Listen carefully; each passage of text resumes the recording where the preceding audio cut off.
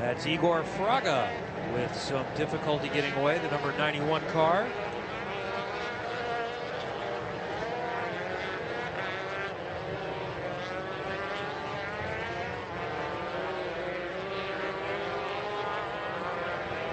Now Fraga is away, so 26 cars out on their formation, parade, warm-up lap, all in one. They're already with lead group headed down the backstretch, Holman Boulevard towards turn number 7, led by Kyle Kirkwood and Lucas Cole. Yesterday they safely made it through turn number 1. What will we see in race number 2? Alex Barron was the winner of yesterday's event, with Kirkwood finishing second. Jose Sierra also on the podium.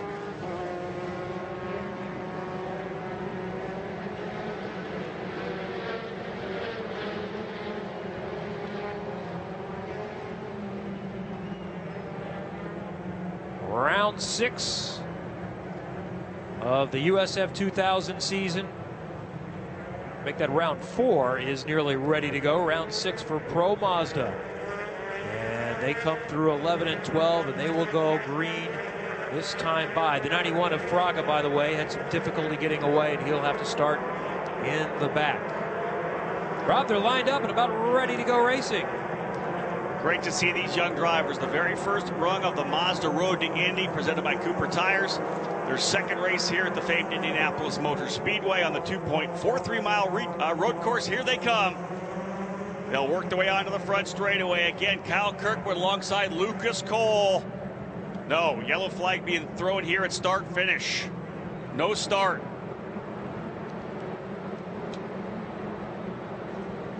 We do have ourselves an honorary flagman from Cooper Tires who will throw the green once we do go back to racing. Jeff Brinkman up there.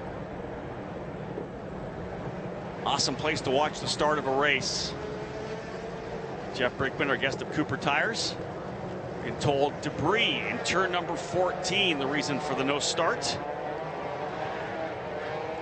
Kyle Kirkwood, the young driver out of Jupiter, Florida for Cape Motorsports, trying to follow in the footsteps of his teammate Oliver Askew at Cape Motorsports. Of course, Oliver sweeping the weekend last year, trying to get another win here just like Oliver did. Alex Barron, though, able to get things started here for the weekend. A strong win for him. Swan RJB Motorsports, Kevin, a team that came together in the offseason. Swan Racing and RJB Motorsports coming together to kind of bring together their core competencies from both teams, both operations. There was some sponsorship coming from RJB with their sponsor Metalloid. And really, they have come out of the box very strongly. Merle Swan knows his way around a race car, and to get Alex Barron, that solid young French driver, back here in the Mazda Road to Indy, I think it's really raised the game of USF 2000.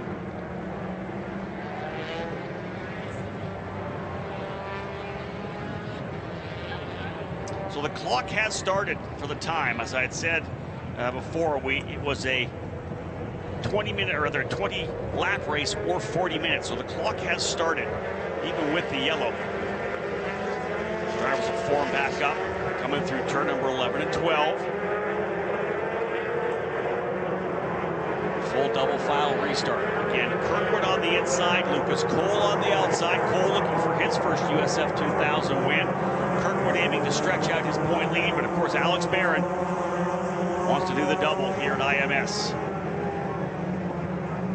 Yellow is for debris, everything cleared off. We're ready to go racing.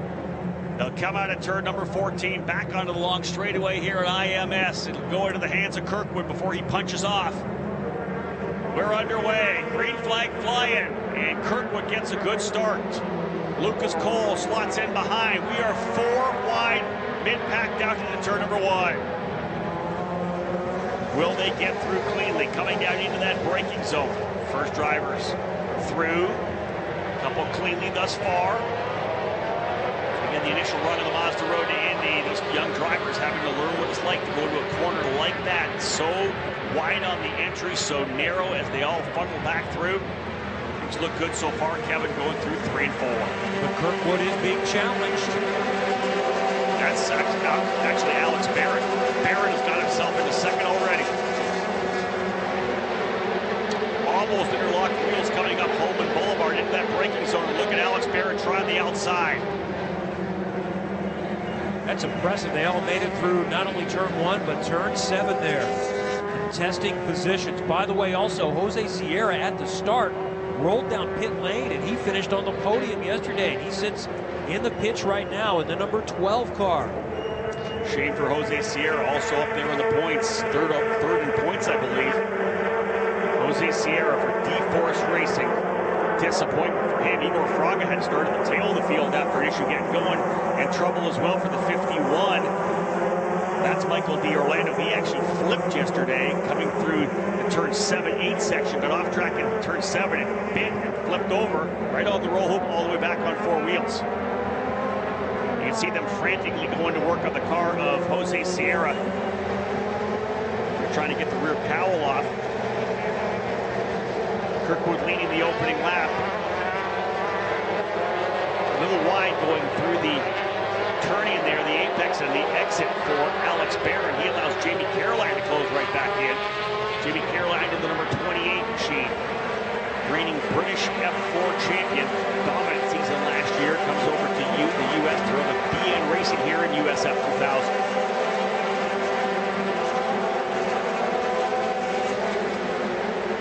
Barrett under fire. Here comes Jamie Caroline to the inside. Oh, contact there. I can see that one happening. Jamie Caroline wasn't giving it up, and Alex Barrett came across the bow from right to left, Kevin. You see that a lot in turn number 7. And that's yesterday's winner, off in the grass. How much damage, if any, is there? He will get it going.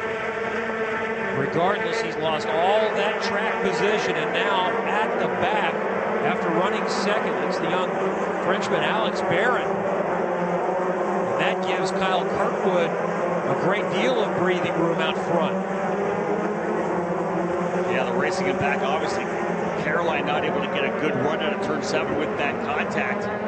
So indeed, that is going to be a nice gap here. 1.7 seconds for Kyle Kirkwood last time by. There's a replay on the video board. I think Alex Barron's got to give that one up. It looks to me like he came across the bow, and Caroline was pretty deeply into the corner, and he actually slowed enough and got him turned. I think Barron needed to give him a little more room there coming through the apex. Kevin, would you agree with that? I think so. I think he was. I would like to see it one more time. I know we may not have the ability to do that, but how late was the dive would be something to take into consideration. But just with that glance, he was almost side by side, so he's trying to fit 2 through there. Easy for us to say sitting here in our comfy chairs there. Most definitely. Alex Barron, 23 years of age, as I said, about 4 years ago, made his debut in the USF2000 program with Afterburner Autosport, won a couple of races, advanced quickly to run with, actually in 2014, to run with Bilardi Auto Racing alongside Gabi Chavez, and actually got a couple of race wins. Ended up with some issues with his tourist visa. He's got those all handled, and is back on track here. Kirkwood would be happy to get himself back onto the podium for the 2nd time this year. Won at St. Petersburg. He now leads by 1.7 seconds, but Jamie Caroline was coming on strong early. Lucas Cole goes into the 3rd spot. Rasmus Lind in 4th. Big jump back then. The driver now up into 5th. What a good run here for Zach Holden from Greenfield, Indiana. A local Indiana kart racer, one of the top kart racers in the country, has since moved to F1600, that championship series last year. This year, trying to put together a full season of USF2000 racing, up to P5, and only how many miles from Newcastle Motorsports Park, where he grew up as a young kart racer.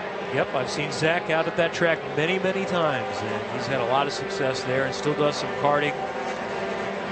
Going at it full-time in USF2000, and this would be his best result if he could make it stick. How cool is that? Having success at your hometown track, especially when it happens to be Indianapolis.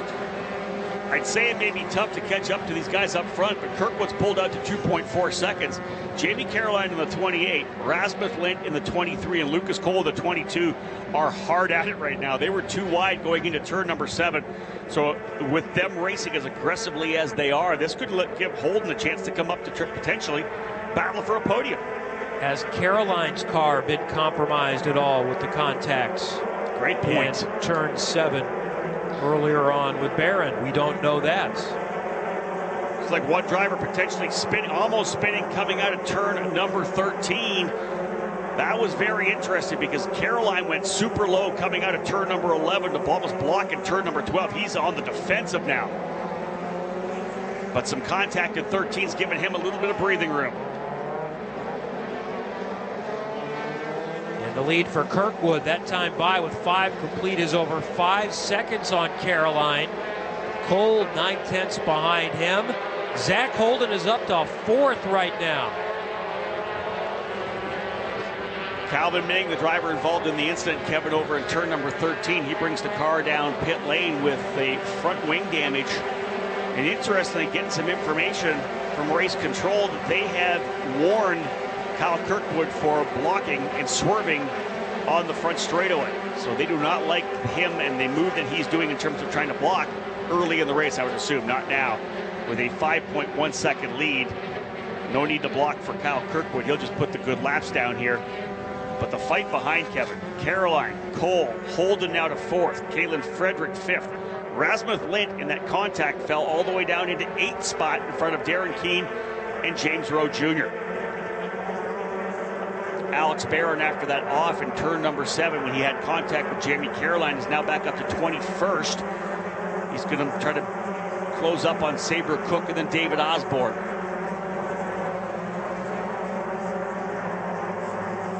Good shot there of the lead for Kyle Kirkwood as he has a massive advantage now over Jamie Caroline.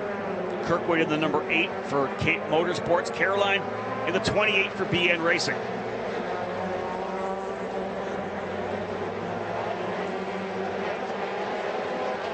Alex Barron trying to work his way back up into contention, just turned the fastest lap, 1:25.9. That's 3/10 faster than the leader, Kyle Kirkwood. What is Barron thinking right now with that kind of car and running into 19th, make that 20th position? You know, it's just got to be that thought of recovery and praying for a yellow. If he gets a yellow flag, it allows him to close back up and get a good jump. I think that would be the best thing for him. Potential contact there. That's Mateus Soler-Obel side by side with Caitlin Frederick in turn 7. That's for 5th position, I think.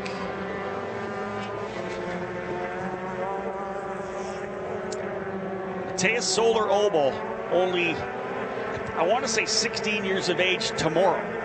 He's not even 16 yet. 15 years of age, young driver, ran F4 last year. Out of Bogota, Colombia, now living in Atlanta, Georgia. It is a single car effort, family team as well, Kevin. To be able to run P5 against this kind of competition, what a run for Mateus Soler-Obel today. Solo Racing, 8th grader, running P5 in USF2000 at the Indianapolis Motor Speedway. Wow. Kirkwood, Caroline, Cole, Holden, and Soler-Obel, the top 5, 7 laps complete in USF2000 at the Indianapolis Motor Speedway. Mateus Soler-Obel, the number 5, has put himself on the gearbox of Zach Holden. Last time by, Holden about 3/10 of a second quicker, but Holden not quite fast enough to close up on Lucas Cole in 3rd. A full second gap between 3rd and 4th.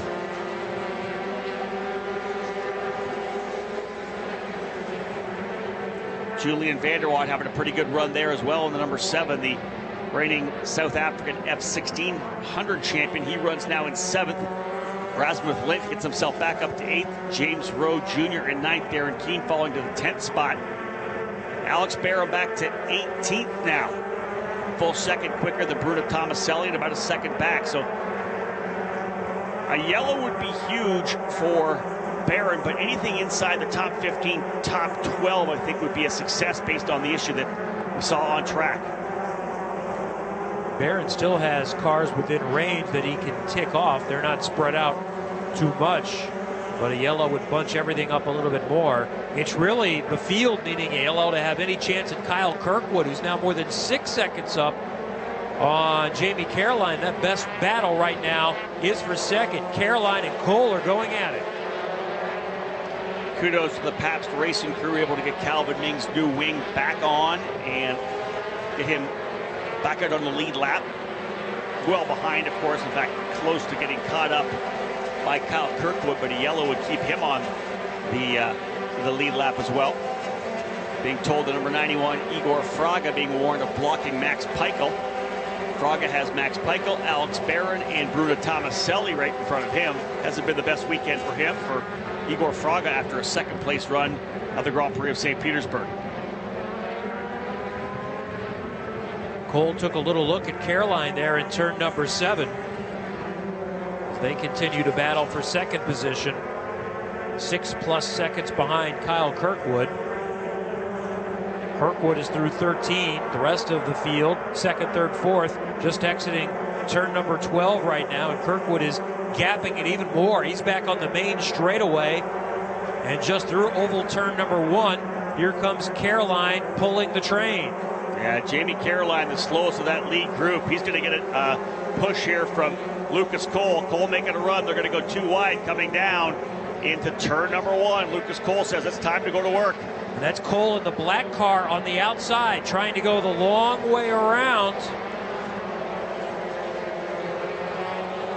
I think the number 10 of Zach Holden got through for third. Indeed, he has. I think Cole went to the outside. Holden stuck to the inside, and Kevin, pretty solid run for Zach Holden to the inside. He gets right up onto the, at one point, on the gearbox of Jamie Caroline. Zach Holden now to P3. That's Holden in the blue and white car. So second and third going the wide way around. Back for fourth, fifth, sixth, and seventh, jockeying for position side by side for fourth right now through turn number 7. That's Lucas Cole and Kalen Frederick. Frederick in the 24, the white wing endlets on the black car. He has been pushing hard because what a difference 4 or 5 corners make for Lucas Cole. He was making a move on Jamie Caroline, ends up losing a spot, then goes on the defense down Humboldt Boulevard to turn number 7. And Zach Holden has caught up to Caroline, and he's trying to go around, and they make some contact. Zach Holden made a great run coming around the outside of turn number 13, but can he hold it coming back on here? Look at this down the front stretch. Holden fell back about 5 or 6 spots, Kevin. That contact, he was on the outside of 13. Caroline washed out into him, and I believe that Holden had to go 4 wheels on the grass coming out of 13. Oh, 3 wide coming through 1 there. Second, third, fourth, fifth, sixth, and seventh position, all bunched up like that. And is that Holden there on the runoff? Oh, what a shame. He was in position for a podium position, and then more trouble. That is Kalen Frederick. Kalen Frederick in contact coming through turn number 4, Kevin. He is off the racetrack in the beach, and Alex Barron just got a gift. We are going to go full course yellow, I would expect, with a driver just off the racetrack in the gravel trap of turn number 4. And no one damaged any more than Kyle Kirkwood, whose lead was 9 seconds. Now it all goes away with a full course caution in USF 2000. So multiple incidents. First, a battle for second with Caroline and Zach Holden, the young man from Greenfield, Indiana, just about 45 minutes away from here, looking for his best result. He had damage, and then further up, more problems, and we could see that brewing. You could, because Jamie Caroline, who was running in second position, just didn't have the pace. He was on the defense already. That stacked up everybody behind him. And these young USF 2000 drivers with dreams of being on the podium here at the Indianapolis Motor Speedway start thinking about that. I thought it was a great move for Zach Holden. Coming through 13, he was on the outside. He had the spot, but Caroline just pushed a bit wide coming out of the corner. Contact put him off the racetrack. He was able to come back on, but I believe in about 8th position, or maybe 6th or 7th. But his race ended at the end of the straightaway with more contact. But it looked good. They were all coming through turn 1 and 2 cleanly, but in the end, finally contact over in turn number 4 put Kalen Frederick off track. That moves, look at this, look at the shakeup in the order. Kyle Kirkwood leading, his gap now gone. But Rasmus Lint, who is second and drops to 8th, is now back to second. Darren Keene magically up into third. James Rowe Jr. in fourth. Corey Enders in fifth. Colin Kaminsky in sixth. Mateus Soler-Obel able to hold on for seventh. Kyle Dupel 8th. Alex Barron back to 9th position. Who, by the way, has been the fastest car on track. Exactly. And now we'll get a restart with a lot of time to go. We still got 22 minutes and 9 laps. There's a lot of time still for Alex Barron to potentially get himself back onto the podium and potentially go for the race win once again.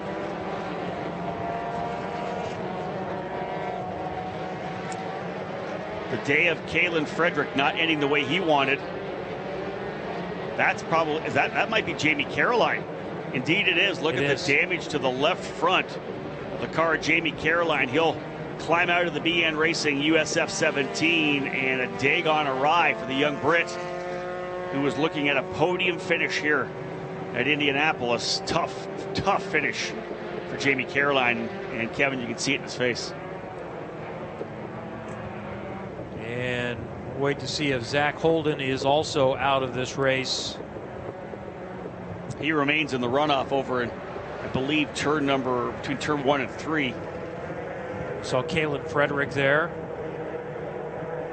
The car, as they continue to circle under the full course caution. They've actually refired Frederick, and he's continuing. I'm surprised going off like that there wasn't any kind of damage on Kalen Frederick's number 24. He's lost a lap as it is, and you can be sure his team will bring him in to do a nut and bolt check and have a look over on it. We will go back to green next time by with Kyle Kirkwood leading Rasmus Lint, Darren Keene, James Rowe, and Corey Enders. And it looks like Zach Holden's car out of the way on the runoff is just going to be stranded out there. So unfortunately, that's going to be the end of his day after contact battling for second position. So now what does everyone have for Kyle Kirkwood? It's hitting the reset button for the rest of the field. Kirkwood was leading by over 9 seconds. That gap is now gone. Think about the different mindset change, Kevin, for Rasmus Lint, Darren Keene, James Rowe. They were thinking about a top 10 finish. Now in their mind, it's podium. It's, can I win this race? Can I capitalize on the restart and potentially take the lead here with 8 laps to go? They've got to reset everything they were thinking, and Kyle Kirkwood has to reset as well.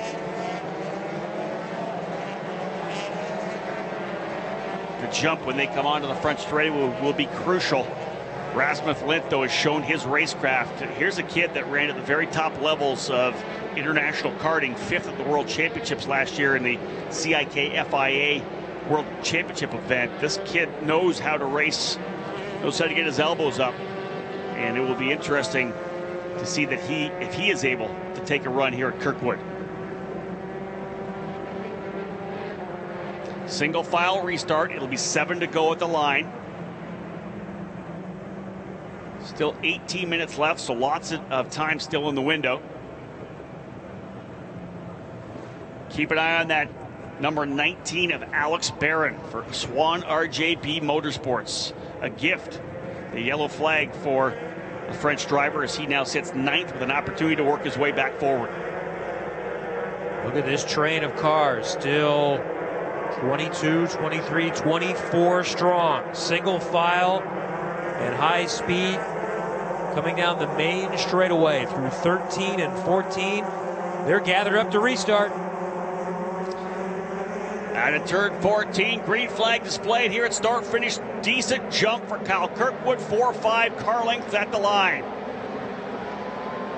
James Rowe in 4th might have had the best run. Can he try Keene for 3rd coming into turn number 1? They are side by side for 3rd. I believe Keene may have held that spot, still holding to the inside of the racetrack. James Rowe, the young Irishman, went to the outside. Alex Barron going to get aggressive here in the opening couple of corners. Even 1 or 2 spots here in the opening lap will be good for him as he settles in and tries to get back to the podium. But James Rowe Jr., his debut weekend here in USF 2000, currently P4. mission accomplished for Kyle Kirkwood. His toughest challenge was going to be on the restart.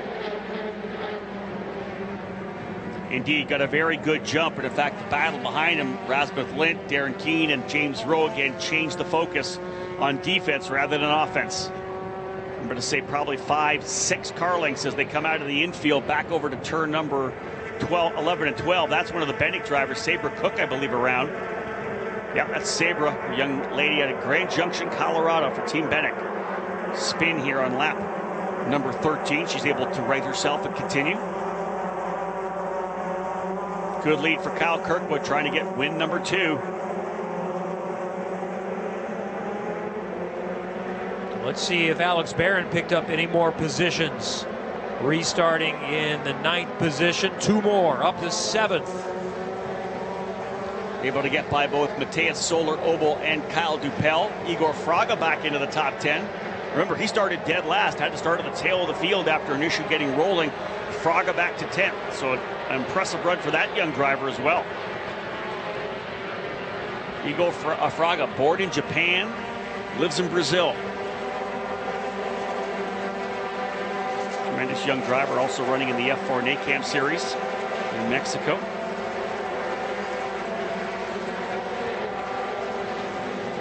Kirkwood leads him down. We got a battle further back. That's 5th, 6th, and 7th. They're in the middle of a fight. I think that's actually Alex Barron going to work on his teammate James Rowe, Kevin. Indeed it is. They're lined up. Able to get by Corey Enders, I think. Tremendous run for both of the Swan RJB drivers. Barron may be getting a position. If there is one more quick yellow, he might be able to make a run for the podium, if not more. He was quicker than Rasmus Lindh, quicker than everybody but Kyle Kirkwood on that last lap. He's 2.7 seconds behind the leader, Kyle Kirkwood, but only 2 seconds behind second place Rasmus Lindh. He's into 4th position. Wow. What a run today for Alex Barron. Again, a very highly rated driver in the paddock. Brian Bellardi very high on him. He put him behind the wheel of his Indy Lights car a couple of years ago. Helped get him back behind the wheel of a USF2000 with Arms Up Motorsports last year. Alex Barron back into 4th position, 2.8 back of the lead, and essentially the same lap times as the leaders. Darren Keane trying to get back to the podium in the Newman Walks Racing number 36. The driver of Boca Raton, Florida, scoring a podium finish at the Grand Prix of St. Petersburg, but he's got a charging Alex Barron behind him. Through turn number 7, Keane able to keep him at bay. He's right there, though. Kirkwood, meanwhile, has a comfortable advantage, but he's not been able to pull away. Lindh has been able to stay with him. So this is not totally safe for Kirkwood at this point. Just about a 3 car length advantage or so. Maybe 3 to 5 car lengths. Closer battle, though, is for the final podium spot in 3rd. And at the line here will be 4 to go. Kyle Kirkwood past the stripe, and we've got a car stalled, one of the Pelfrey cars.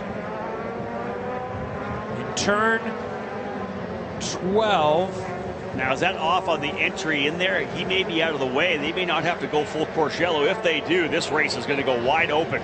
That's the number 81 machine of Kyle Dupel. He was running in the 8th position. Wonder if he just got in too deep there and spun the car around, or whether there was contact or not. But Kyle Dupel off in turn number 12, Kevin. So far, no signal, so we stay. There's contact there as well, further back. Sorry, guys, contact off at turn number 4. That's one of the Newman Walks cars. I want to say that might have been David Osborne. Contact from Michael D'Orlando. There's the second car spun around. D'Orlando is stuck in the gravel trap. That's actually the Newman Walks car. Let's get the number on that. So 37 at David Osborne. Contact coming through. That was just a late move.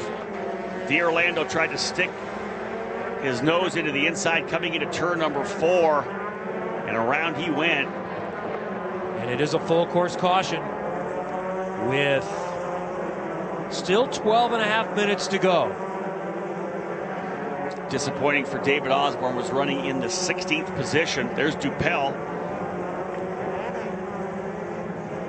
A little bit of white coming out of the left side tire. I wonder if Dupel actually potentially got into the wall a bit, one of the safer barriers. Just lightly scuffed it. There's David Osborne shaking his head. Dupel trying to get his car refired. Kyle Dupel gets rolling again. He is 2 laps down. You can see some damage on that right rear.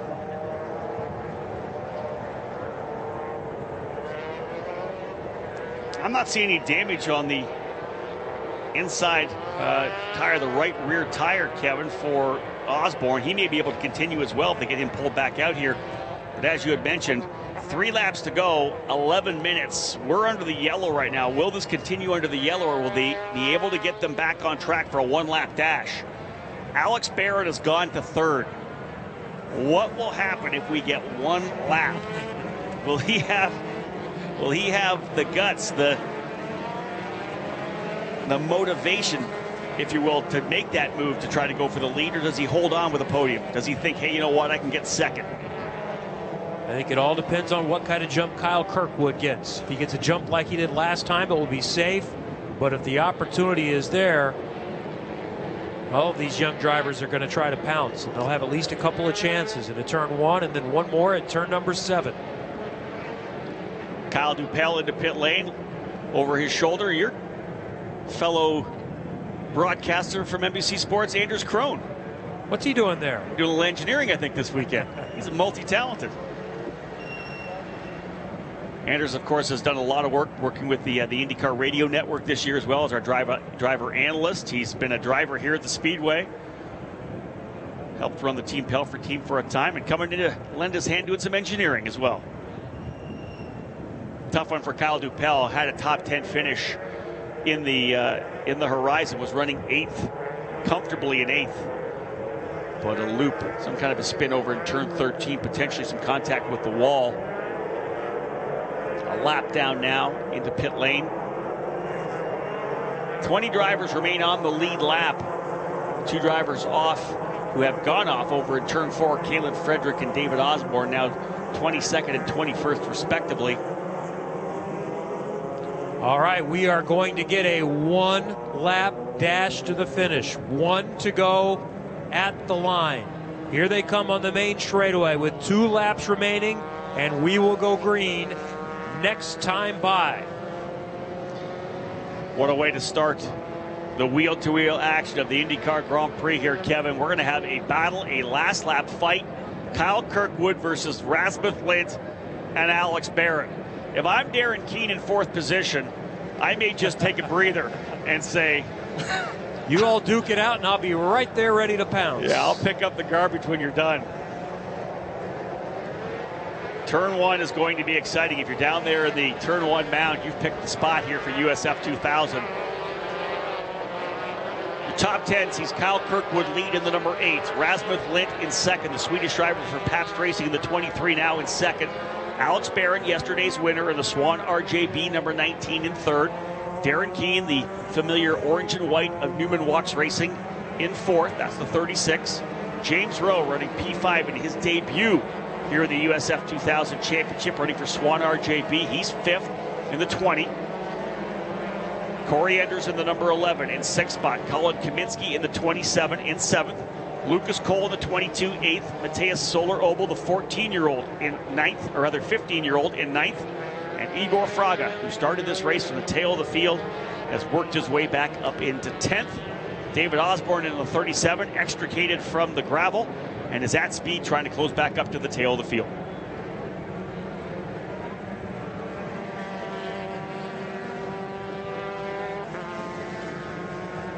So as Kevin said, white flag has been shown. They'll get essentially what is the green and white. It'll be a 1-lap dash for the race win in USF2000. Kyle Kirkwood trying to get back onto the top of the podium after winning in St. Petersburg the opening round.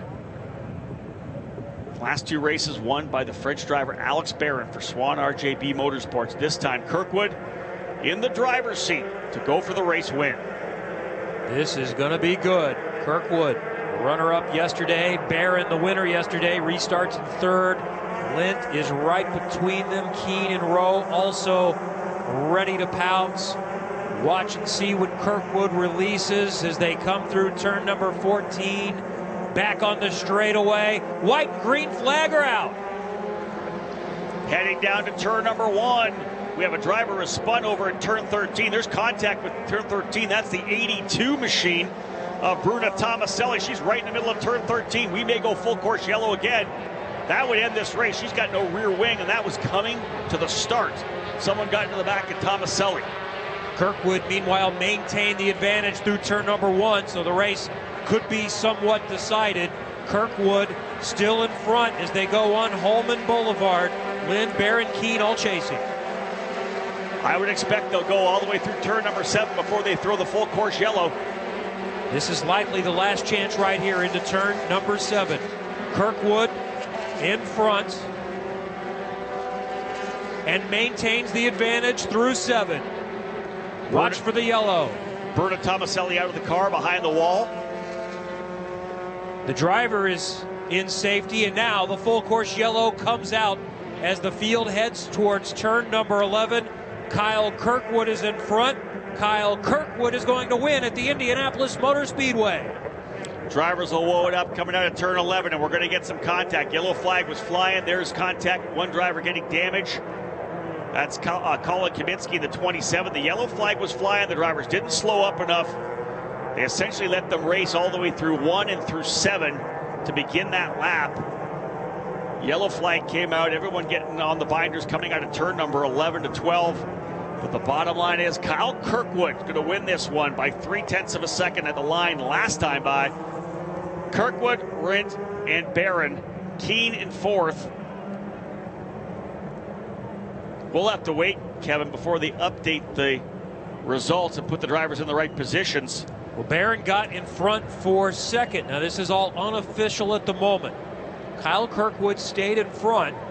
Alex Barron, under the yellow and checkered flag, comes in 2nd, working his way all the way from the back after the early contact. Lind, Keene, and Rowe round out the top 5. They're going to have to look at video to be able to find out exactly what the order is coming out of turn number 7. Because I believe out of 7 into turn number 8 is when the yellow flag, the full course, came out. So we won't get any official results in terms of the full field until they see the video. And remember, they all got all stacked up there right ahead of 12 where the incident was too. So there may have been position changes there. So all we're seeing is how they cross the line here, finishing lap number 20 under the caution. We feel fairly confident, though, from watching the marching ants, that Kyle Kirkwood did stay in front. Kirkwood, unofficially your winner of the Cape Motorsports number 8, Alex Barron. And Rasmus Lint, we believe, will be on the podium. But again, we're going to get that call coming in from race control before we know exactly who finished behind Kirkwood on the podium. But a wild lap. That incident with Bruna Tomaselli actually happened coming to the green. They weren't even up to speed yet. Someone from behind her just got a little too over anxious coming into turn 13 as they were, or 12 as they were stacking it up with enough contact to knock the rear wing and make damage to, I believe, the left rear of Tomaselli's machine. She not able to take the restart, falling to the 22nd position.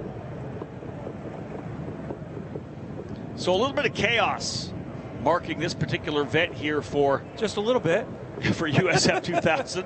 It made it exciting, and what it really did, Kevin, is bring Alex Barron back into the picture. Had we gone green to checker, top 10, I think, would have been the best that he could have asked for.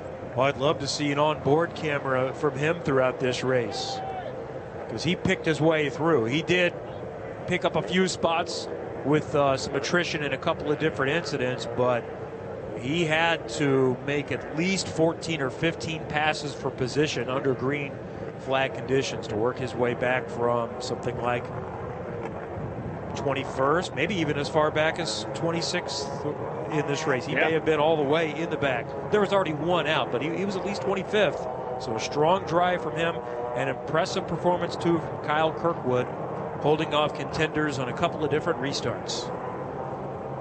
10:10, we're back on the racetrack for Pro Mazda as we have a run through the Mazda Road to Indy presented by Cooper Tires ahead of the INDYCAR Grand Prix this afternoon.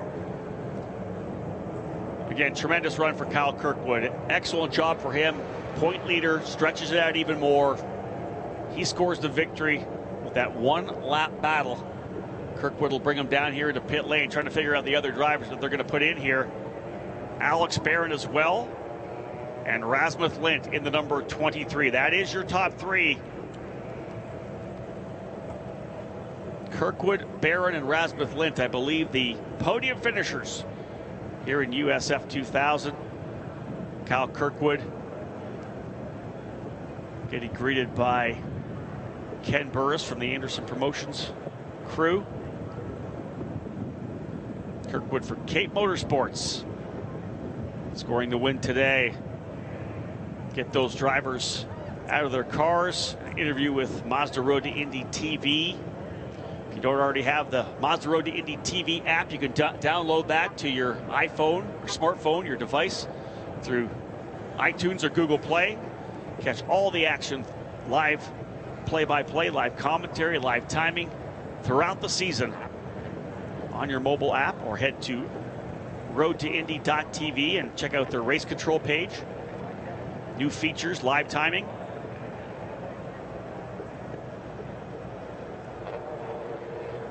There's Kyle Kirkwood out of the car and absolutely thrilled with another race win, his second in USF 2000 competition.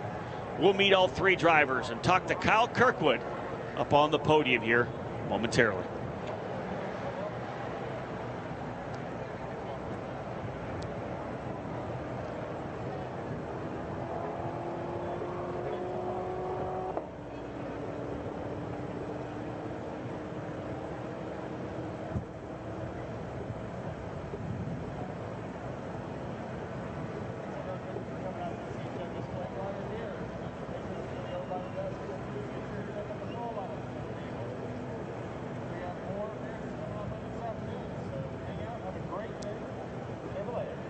All right, if you want to take a look at the video boards, we're going to get a replay of that last incident. So many different things happening on track. This is coming up actually to the restart with the white flag coming, and this is way in the back, so it's not a great look.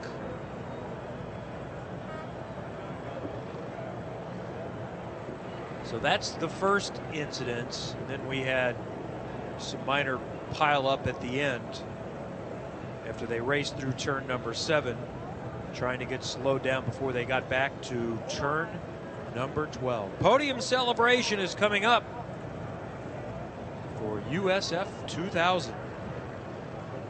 And still plenty more to come on the day.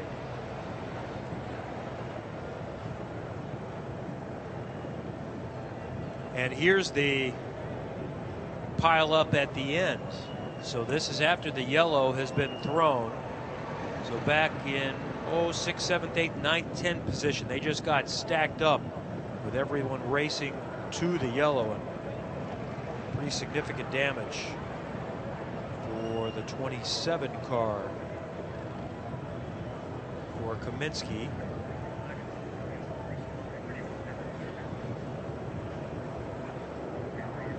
Kyle Kirkwood, the winner of the USF 2000 race, celebrating at the Indianapolis Motor Speedway.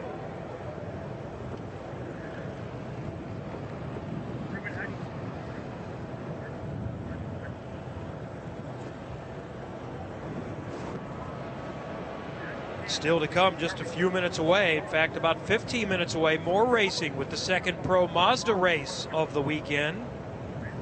And the Indy cars will be on track at 11:15 this morning for their 30-minute practice warm-up session.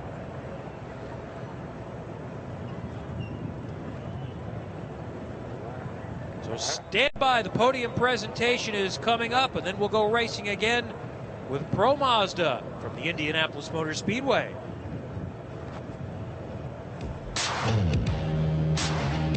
They're tough to follow. The fire Firestone Destination MT2 with mud and stone rejectors for maximum traction. Whatever you drive, drive a Firestone. You don't have to be an IndyCar driver to drive like one. Get ultra-high track-proven performance with the Firestone Firehawk Indy 500. Whatever you drive, drive a Firestone. Hi, I'm IndyCar driver Joseph Newgarden with a message from Outrun the Sun. If you filled the Indianapolis Motor Speedway to capacity 12 times, you'd have the number of Americans diagnosed with skin cancer every year. Skin cancer is preventable. Join me in pledging to be sun smart. Check your UV index on the Weather Channel app and protect your skin by wearing sunscreen, hats, and sunglasses. Learn more about sun safety at outrunthesun.org. We understand the need for speed. For 40 years, Perkin-Elmer has been the official fuel certification partner of IndyCar, which means at every IndyCar event, we test the fuel that ensures the official results. Teaming with IndyCar has gained us critical industry insights. And with strategically placed mobile analysis labs worldwide, decisions can be made when and where it counts. For IndyCar fuel testing, we are where certification results are needed fast. The Indianapolis Motor Speedway will host hundreds of the world's finest and most historic race cars as they compete on the road course, as well as run exhibition events on the famed oval as part of the SVRA Brickyard Advantage Racing Invitational, June 15th to the 17th. Get your tickets now at ims.com/vintage.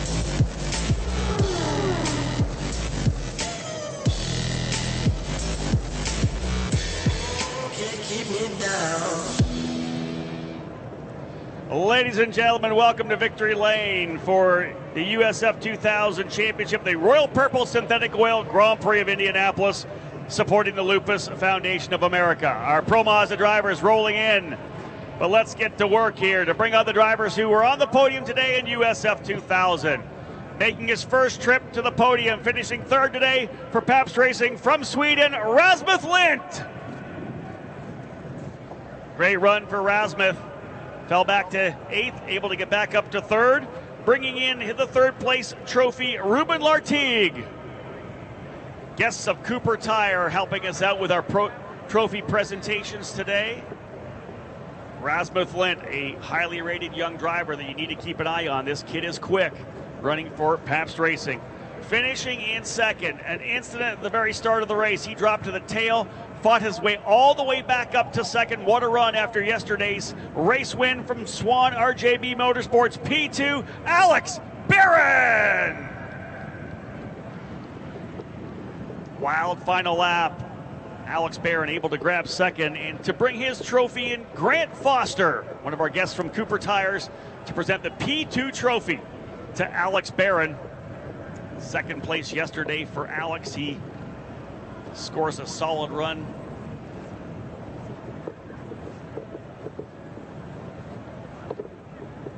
Rasmus Lindh in 3rd, Alex Barron in 2nd.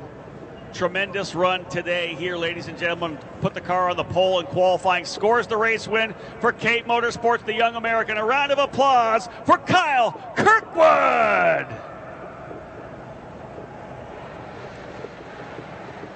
Kyle, congratulations, my friend. A tremendous run there. Restart after restart. When you're a leader, that's the last thing you ever want to see is the yellow flag. You were able to defend all of them. What are your thoughts at winning here at Indianapolis? Yeah, it was pretty disappointing seeing those cautions come out, but luckily on the starts we pulled away a little bit of a gap and I was comfortable. So fortunately we got the win there, and I couldn't be happier. Talk about the car a little bit. Super fast. The team did a great job, but you were able to pull away every time. Yeah, that's true. I mean, the car has been phenomenal all weekend long, so I couldn't be happier with the car, the team, Cape Motorsports. We were fastest in all the practices, both qualifyings, and I'm not sure about the 2 races, but I know the car was quick then too. Congratulations. Thank you so much. Ladies and gentlemen, your winner in USF 2000 today, Kyle Kirkwood for Cape Motorsports, scoring a tremendous race win. Let's bring that trophy in for him. Tiffany Lartigue will bring in the first place trophy, his second of the year, having won at the Grand Prix of St. Petersburg as well.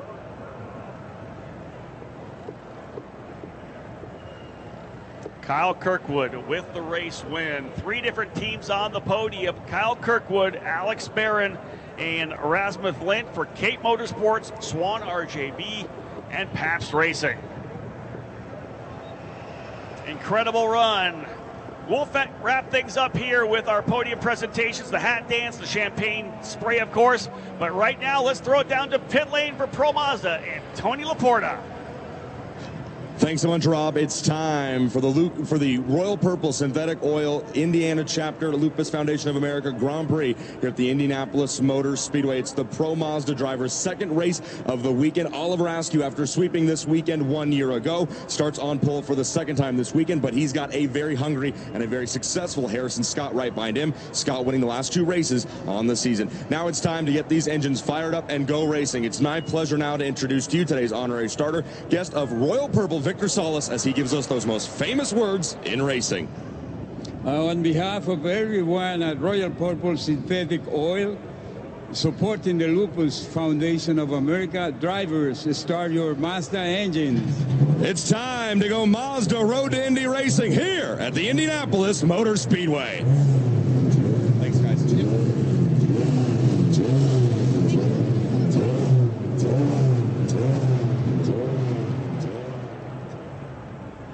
So it's time to go racing once again in the Mazda Road to Indy. Race number 2 of 4 on the day. This is the second step up the Mazda Road to Indy ladder. Pro Mazda.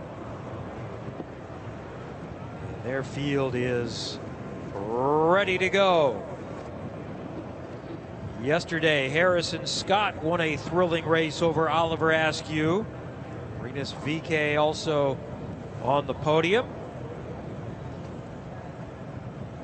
Rob will look to see more entertaining racing here from these young drivers.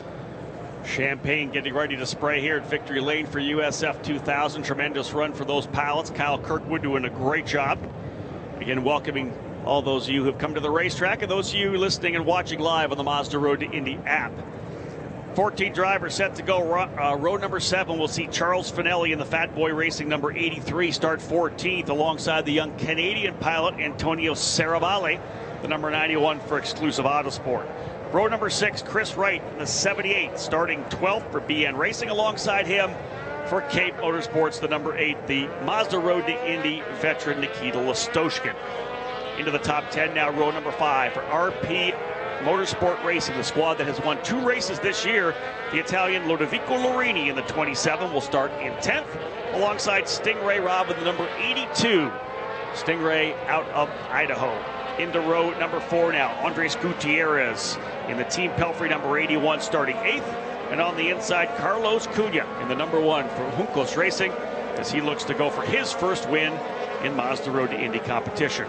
Row 3, Parker Thompson, a winner from Barber Motorsports Park at the Exclusive Autosport number 90. He'll start in the 6th position alongside Rinus VeeKay in the number 2. Rinus for Juncos Racing starting P5. Row number 2, we'll see Robert McGinnis on the outside, top qualifier for Juncos Racing in the number 9. He'll start 4th.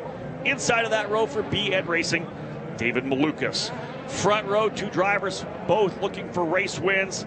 Harrison Scott in the number 10 for RP Motorsports Racing. As Kevin had said, race winner from yesterday, race winner from the wet event at Barber Motorsports Park. Harrison Scott has already made his name for himself in Pro Mazda. He is a championship contender from the get-go. But starting for the pole position, Oliver Askew who won both races last year in USF2000 en route to a championship in the series. He has the Soul Red Mazda scholarship colors on his car for Cape Motorsports.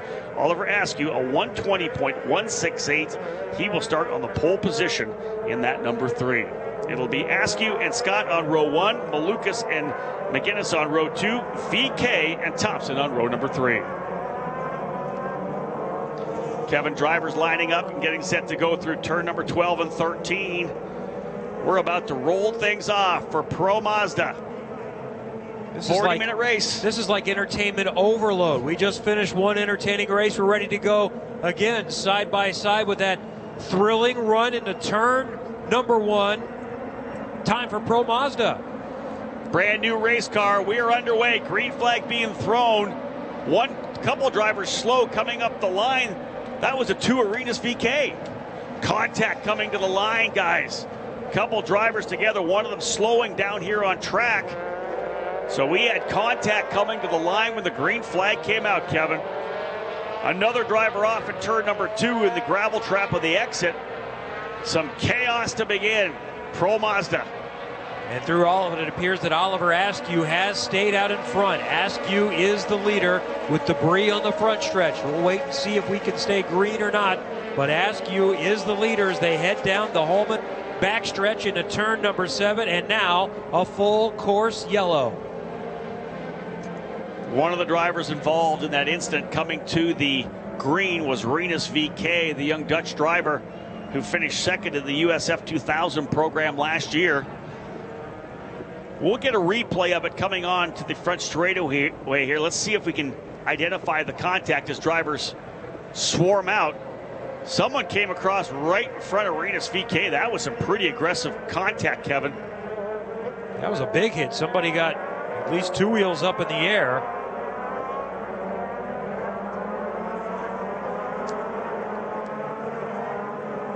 Yeah, there was a driver who was up front who tried to come across from left to right, and there was obviously no room there. Immediate contact once they changed lanes. That's not something you need to be doing, is making that contact like that change like that.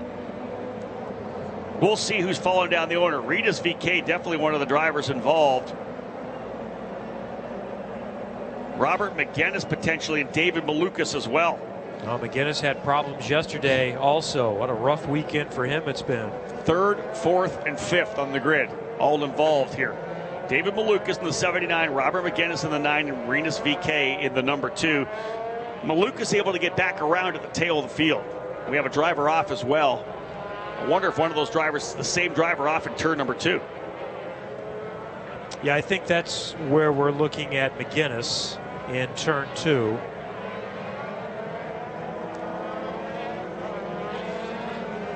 So Askew, the leader, Cunha second, then Thompson, yesterday's winner Harrison Scott, and Gutierrez, the top 5 under caution on lap 2 of the Pro Mazda race. So if we figure out who came across, you have to think it was somebody from the outside, so it's going to be an even. So it's either going to be Robert McGinnis. It would have been Robert McGinnis, I believe, coming across from the outside of row number 2. He would have been the driver, came across very likely into either Malukas, probably into Malukas, and then, yeah, probably cross into Malukas and then into Rinus VK. That would be the chain reaction based on what we're seeing from the grid and the limited view that we got on the replay. So much jockeying for position on that front stretch, trying to set yourself up with multiple options going into turn 1. Some want the inside, some want the outside. You're looking for open space. Here's another look of the start. So look back to rows 2 and 3.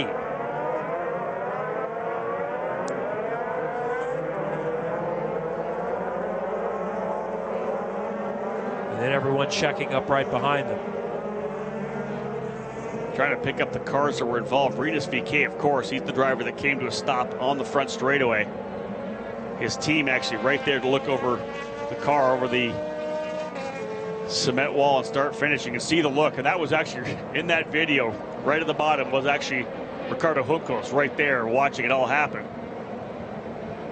Says a lot for Ricardo Juncos as well. He's got 3 races here this weekend, Pro Mazda, Indy Lights, and the Verizon IndyCar Series, and he's on pit lane with his Pro Mazda team to start this race. Very, very much involved. He's one of the great stories of the Mazda road to Indy. It's not just a feeder system for drivers, but for teams as well. And he lived a dream, fielding cars in the Indianapolis 500 last year, and this season he's pretty close to full time with an entry, and competing also in the 500 with Kyle Kaiser. So the 81 of Gutierrez is going to flip positions with Lorini, the 27. So move Lorini back up into 5th. Gutierrez will swap to 6th. So flying past us there on the front straightaway was Robert McGinnis at speed. So with all that contact that we saw, Kevin, on the front straightaway, he is still fine. The only driver really with any issues right now is Rinus VeeKay. Unfortunately for McGinnis, though, he's going to be a lap down. Also being told that they're going to move Charles Finelli in the 83 in front of the 8 of Nikita Listoshkin. So some shuffling in the order now based on race control. It will be, I believe, a single file restart when we get back at it. We did see the green at start finish. Oliver Askew able to defend at least the initial chaos at the start of this race. He is your leader under caution. Well, we talked yesterday that drivers are more likely to be a little more aggressive in race number 2. They've gotten through race 1, and either they've gotten a result or it didn't go well, and they become a little bit more desperate. So it's not surprising that you see some things happen in race number 2. And that will get an always entertaining restart coming up here in a bit. Askew again has defended restarts here already. Last year, 2 big victories in USF2000.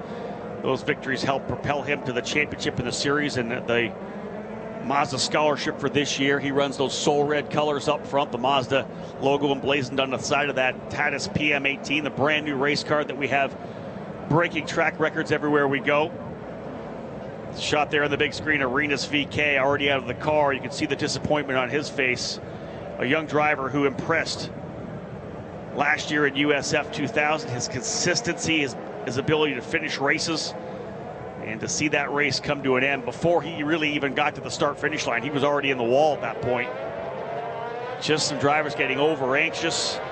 I would really, and I'm sure that we'll see it through social media on Sunday, Monday, and Tuesday, but I would love to see some in-car from further back to find out actually who made the moves, which drivers did advance.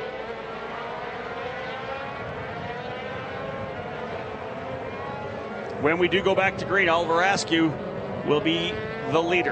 Carlos Cunha from Juncos Racing in 2nd. Parker Thompson from Exclusive Autosport in 3rd. Yesterday's winner, Harrison Scott from RP Motorsport Racing, will be P4 in the order. His teammate Ludovico Lorini in 5th. Andres Gutierrez 6th. Antonio Saravalli in 7th. Stingray Robb 8th. Chris Wright 9th. Charles Finelli in 10th. Nikita Listoshkin 11th. David Malukas in 8th and Robert McGinnis in 9th. A couple of very fast drivers at the tail of the field. The safety trucks have pulled away from the main straightaway, and we're going to go back to green flag racing this next time by. They're lined up coming through turn 10. The south end on the oval, that's the turn 2, headed the opposite direction. 4 laps will be complete, ready to go racing again in Pro Mazda on IndyCar Grand Prix Day.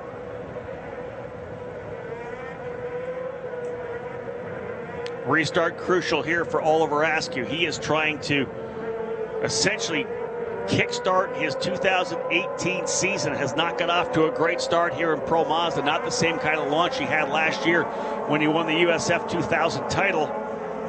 He'll get on the throttle coming out of turn number 14. Green flag will fly here at start-finish, back underway with Pro Mazda. Carlos Cunha in the draft. Right down to the wall.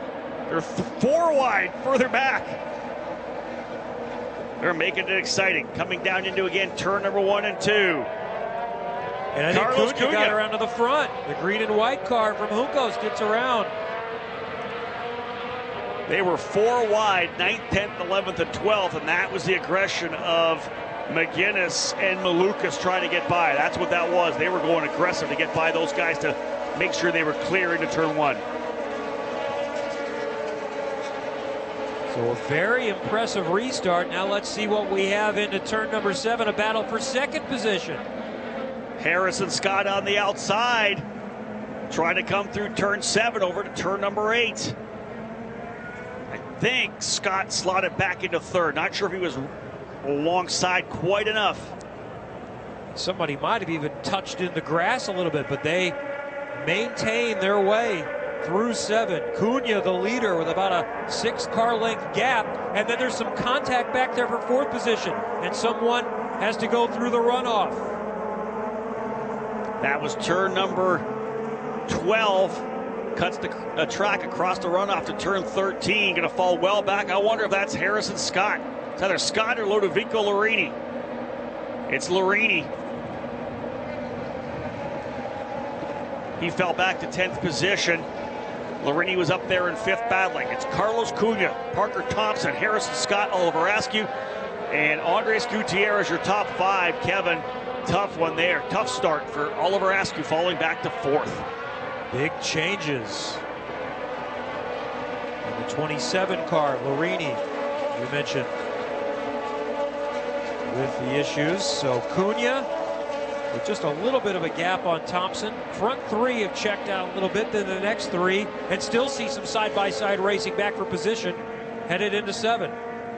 That's David Malukas. He is very aggressive, working his way forward, was 9th across the line, was making a move on Chris Wright, his BN Racing teammate. Malukas trying to recover. We know he's fast, so he may be fun to watch in the 79 car coming through the field. Carlos Cunha, I believe, leading for the first time here in Pro Mazda competition. It's kind of the best of the rest last year in the Pro Mazda Series. 2 Pelfrey cars have been mixing it up a little bit there for 5th position. That's Andres Gutierrez and Stingray Robb. That was a team that Carlos Cunha ran with last year. He was battling against Victor Franzoni and Anthony Martin for that championship. Good little fight, as we said, between those brilliant yellow cars of Robb and Gutierrez. Side by side into 1. That's dicey with teammates. They'll stay side by side through 2. Giving each other enough room, but if you're the team manager there, Johnny Baker probably having a bit of a heart attack watching those drivers go side by side through 1 and 2. That's the battle for 5th and 6th. I think Gutierrez has the advantage right now. Front 3 drivers checking away, though. Carlos Cunha in the 1, Parker Thompson in the 90, and Harrison Scott in the number 10. It's like Askew potentially alone in that 4th position. Then there's that battle between the 2 Pelfrey cars.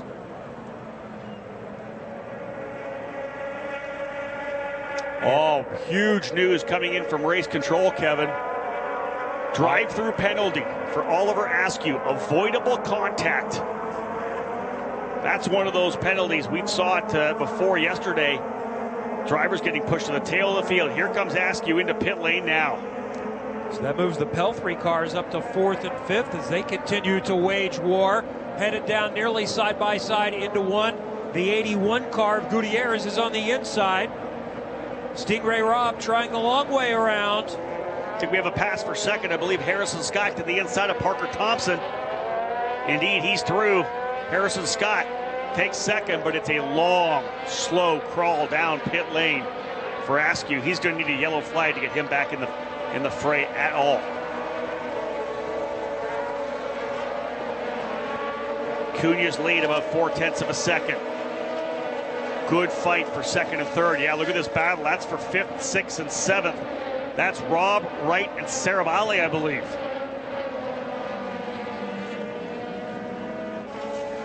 Too wide through turn number 7. Oh, the Pro Mazda drivers going at it.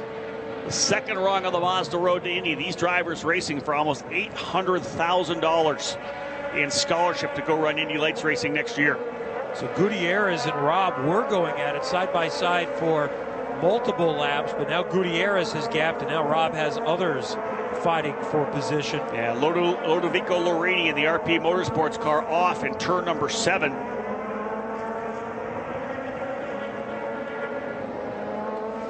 They were battling it out there for that position. I believe that was the fight with Chris Wright, Cervale, Larini.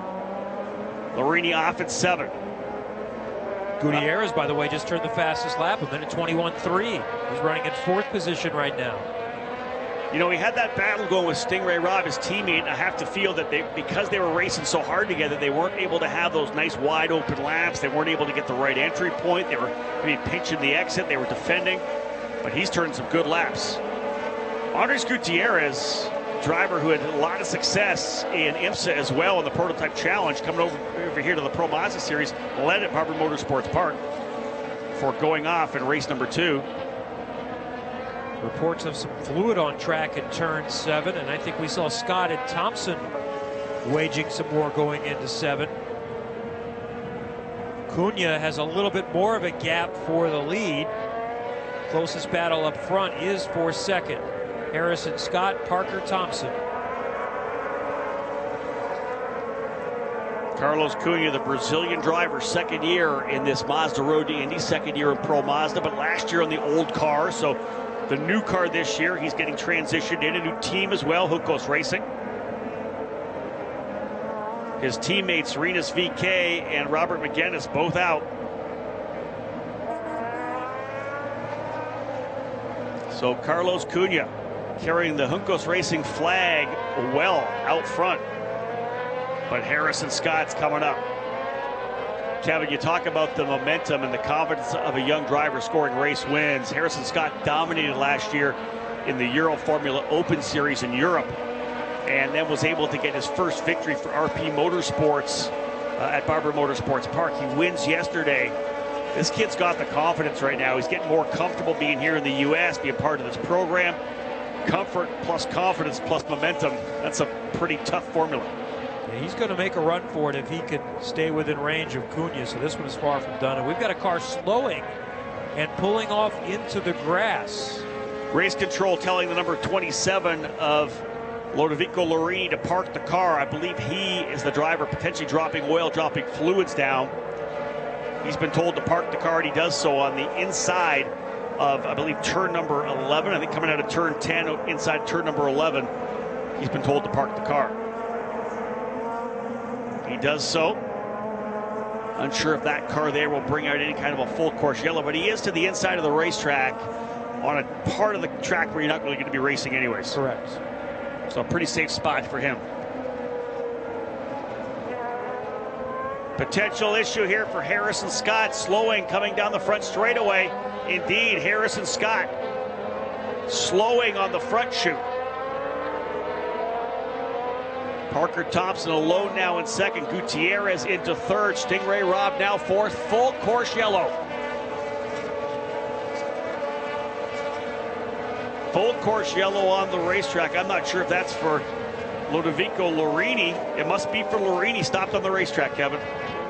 Well, that's the car that we saw pull off to the inside, so they have determined that that is not quite safe enough, so they let them race through turn 1 one more time, and they'll go ahead and go full course caution to remove the 27. That's going to help David Malukas. It's going to help Oliver Askew as well. That drive-through penalty put him down into 11th position. He was 38 seconds behind the leaders. That deficit will be erased as we go back to single file and then back to green flag racing. Still a lot of time left, 15 laps to go. There are some fast cars at the back. Robert McGinnis just turned the fastest lap of the race, but he's a lap down, so the caution doesn't do enough for him. But Askew and Malukas back there will be able to pick up some positions. 11 laps complete. Carlos Cunha is the leader in Pro Mazda in day 2 of the IndyCar Grand Prix. Harrison Scott now coming down pit lane, Kevin. We were alerted that he slowed on the straightaway. No visible damage as he crosses by us here in the PA booth. But Harrison Scott will come to the attention of his crew on pit lane. Yesterday's winner looked to have a pretty good race car again. He had closed up on Carlos Cunha, and I would have to say only a matter of time before he challenged potentially for the lead. He was quick. That takes out one of the contenders, so it opens the door for others like Parker Thompson, Andres Gutierrez, maybe Stingray Robb. Team Pelfrey with 2 cars now in the top 5. Andres Gutierrez in the number 81 and Stingray Robb in the 82. As I had said, good to see Andres Gutierrez come into the Mazda Road to Indy. He's had much success in the IMSA WeatherTech Series, running in the Prototype Challenge program. Cousin to Pato O'Ward. And we'll get back to racing very quickly. They'll go green this next time by as we look at Harrison Scott's car parked for the moment on the pit lane. But they're trying to get the side cowl off. He'd slowed pretty abruptly coming down the front straightaway. Team going to work, looking inside the engine bay of the number 10 for Harrison Scott. He'll remain in the car. Camera crew doing a great job giving us a shot here for the viewers on the Mazda Road to Indy app or those here on the big screen. Meanwhile, the field is coming through 13. Cunha, Thompson, Gutierrez, Robb, and Wright ready to go racing again in Pro Mazda with 12 laps complete. Back to green, and Andres Gutierrez with a pretty good run. So does Parker Thompson. He'll try to tuck up under the gearbox. Thompson looks to the outside. Not quite. Tucks back in. Cunha, your leader. Thompson to second. The 2 Pelfrey cars of Gutierrez and Robb right there. Chris Wright in the 78 getting at it as well. Thompson is still there, though. He may have a look at the end of turn number 7 as they go through 6. I don't think Thompson got through 6 very well. I think he's going to be on the defense because here comes Gutierrez. Yeah, Gutierrez is going to try the outside. Chris Wright getting really aggressive on Stingray Robb as well. Look at this. All that jostling and no change in the order coming out of the corner. Number 91 went off at turn number 1. That's Antonio Saravalli off in 1 in the number 91. And he's still parked there at the exit at 2, so we'll keep an eye on that as the field makes their way through turn number 12 with Cunha pulling Thompson, Gutierrez, Robb, and Wright. So we'll find out where that car is, whether or not we need to go full course yellow here. Not at this point. Crossed halfway flags being shown. Driver already out of the car over in turn number 1. So it sounds like Saravalli may have parked the car somewhere. In a safe location. There he is. There right you go. Here. Yeah. Past the runoff. Issue with Saravalli. He parks the car past the runoff. We stay green. Cunha with a 0.6 of a second lead last time by on Parker Thompson. Pretty good cold tire laps here for Carlos Cunha. Tires, of course, cooling down a bit on that caution period, but able to really jump out to a nice little advantage. Well, David Malukas back up to 5th position. Getting by his teammate, Chris Wright. Malukas not done. He's going to go to the inside of Stingray Robb. Watch out for David Malukas now. He is on a charge. And Oliver Askew last time by went by in 7th. We'll see if he could get back up into contention. This is one of these races, Kevin, that really kind of flip-flops the championship chase. Harrison Scott had a win yesterday. He looked like he was in a good position to really tighten things up. He gets a DNF. Marinus VK was right there in the top 5. He won both races at the Grand Prix of St. Petersburg. He's got a DNF here in round number 6. So things really shaking around. And you and I talked earlier today about the need for consistency. You got to be able to stay on track, not just as a driver, but as a team as well. Oliver Askew moves up one more spot to 6th, chasing Malukas, Stingray Robb, Andres Gutierrez, Parker Thompson, and Carlos Cunha, the leader. 14 completes out of 25, or 16 plus minutes remaining in Pro Mazda at Indianapolis. Cunha and Thompson running the same lap times last time by, so that half-second gap between the two remains the same. They built about a 1.3 second advantage over Gutierrez.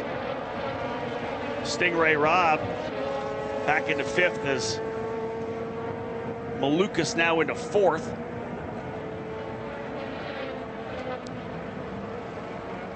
14 down, 11 to go. Still about 16 minutes remaining in the run.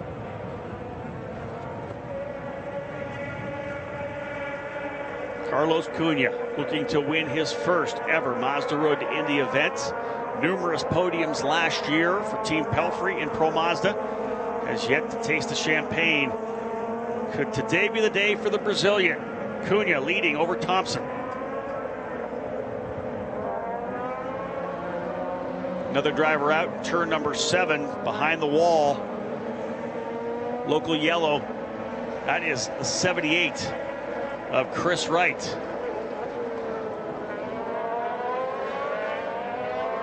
And with a Pelfrey car, Stingray Robb got back around Malukas, so Malukas drops the spot back to 5th. So the Pelfreys are running, well, according to timing and scoring, 3 and 4, but no, we see there on the monitor that they're still 3rd and 5th, so that's Malukas still in the 4th position. Parker Thompson starting to close up a bit on Carlos Cunha as well.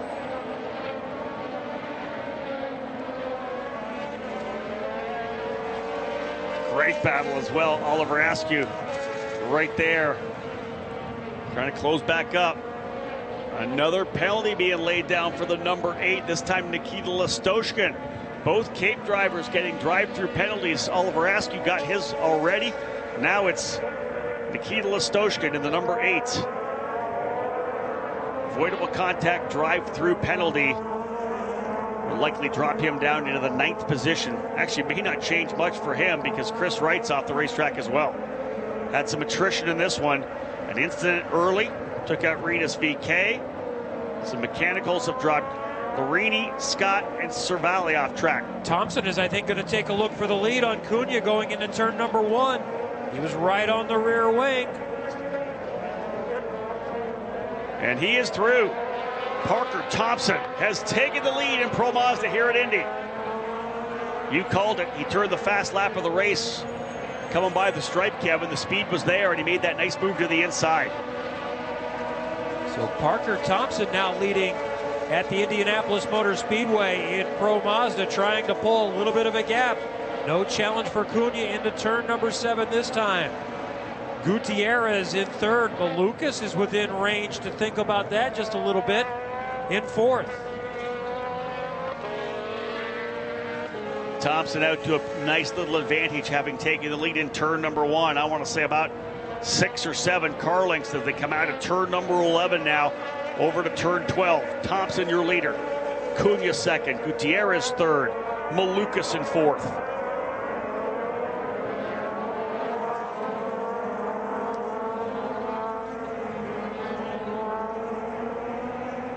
And now Malukas, we're told, is off in turn number 7. He is the exit of 7 towards turn number 8. So David Malukas, who would charge back up into the top 5, is off. Crazy race today. We've seen some drivers off the racetrack that we don't normally see, but Malukas in the 79 off as well. Thompson still leads. Cunha 2nd. Gutierrez 3rd. The number 1, Carlos Cunha, being told a warning for blocking. Not sure who he was blocking. I would have said probably Parker Thompson when he was behind him. That'd be my guess on that change for the lead as they battled going into turn number 1. Thompson ultimately did get the position. Thompson with a decent advantage. 17 laps down, 8 remaining.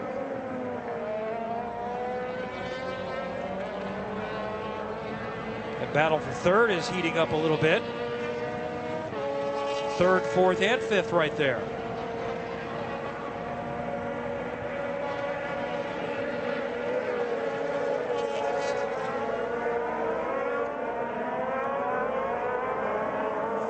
I'm wondering if is that the number 9 of McGinnis? We'll have a look as they come by here, because they were saying live timing is seeing that the number 79 of Malukas off in turn number 7. That makes sense. That's, I bet, the lap car of McGinnis. Indeed it is. It is. Okay, yeah. the green and white number 9 is between the 2 Pelfreys. So the Pelfreys do run 3rd and 4th, Gutierrez and Robb.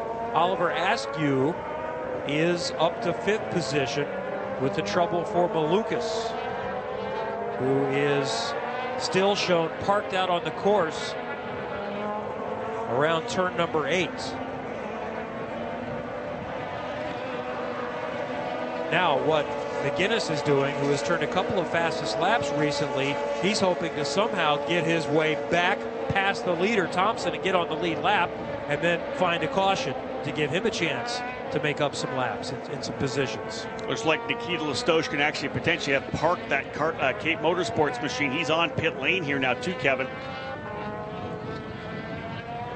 So we've got attrition. I think we've got 8 left, 7 on the lead lap right now. So Listoshkin in, Malukas, Saravalli, Scott, Lorini, and VK all with trouble here today. 7 on the lead lap, 1 lap down. One driver 1 lap down. And Parker Thompson, the number 90, continues to lead. Almost a full second the advantage for the young Canadian driver from Red Deer, Alberta. A winner at the Barber Motorsports Park, 3rd last year in the USF2000 Championship. Running for Exclusive Autosport. Michael Duncalf's operation. Parker giving them their first USF2000 Series wins in Toronto last year. Also provided them with their initial wins in Pro Mazda at Barber Motorsports Park. They've got 2 teams here this weekend, and they've got 1 up at Canadian Tire Motorsports Park in Canada, up at Mosport, running in the F1600 Series up there this year. Parker Thompson just threw down the fastest lap at 1:21.0. His lead is nearly a 1.5 seconds on Carlos Cunha now.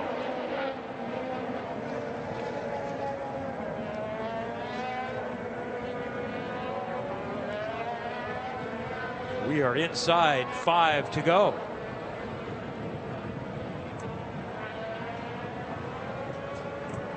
Looks like the number 83 of Charles Finelli and the 78 of Chris Wright continuing. They're currently ending in 6th and 7th respectively.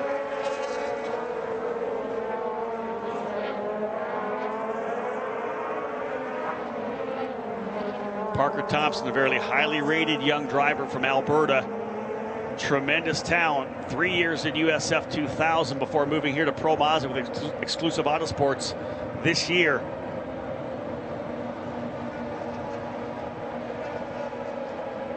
Finished 2nd in USF 2000 a couple of years ago to Anthony Martin. 3rd last year in USF 2000 and currently leading the way here in Pro Mazda. 1.7 seconds the advantage for Thompson over Cunha. Stingray Robb closing up to within 0.5 seconds to his teammate Andres Gutierrez. Stingray trying to get on the podium here at Indianapolis. Robert McGinnis, that lap car, the green and white car for Juncos, has got in front of the 2nd Pelfrey car. Gutierrez has been warned for blocking his teammate. There's a battle for 4th position back there.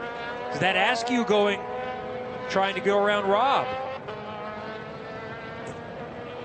The pole sitter, penalized earlier, trying to make his way back up, could not get him that time. And that's tough for Stingray Robb as well, because he had closed right up on the rear gearbox of Gutierrez. And when you're focusing forward, trying to make that pass, you get someone behind you, that changes everything.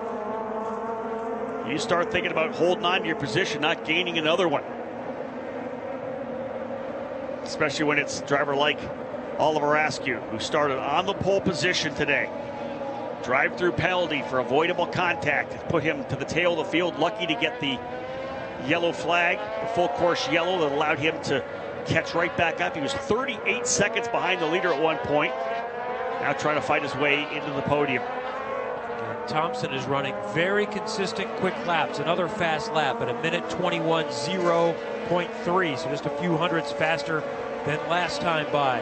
And 0.5 second faster last time by than Cunha, who is running in 2nd now, 2.2 seconds in arrears.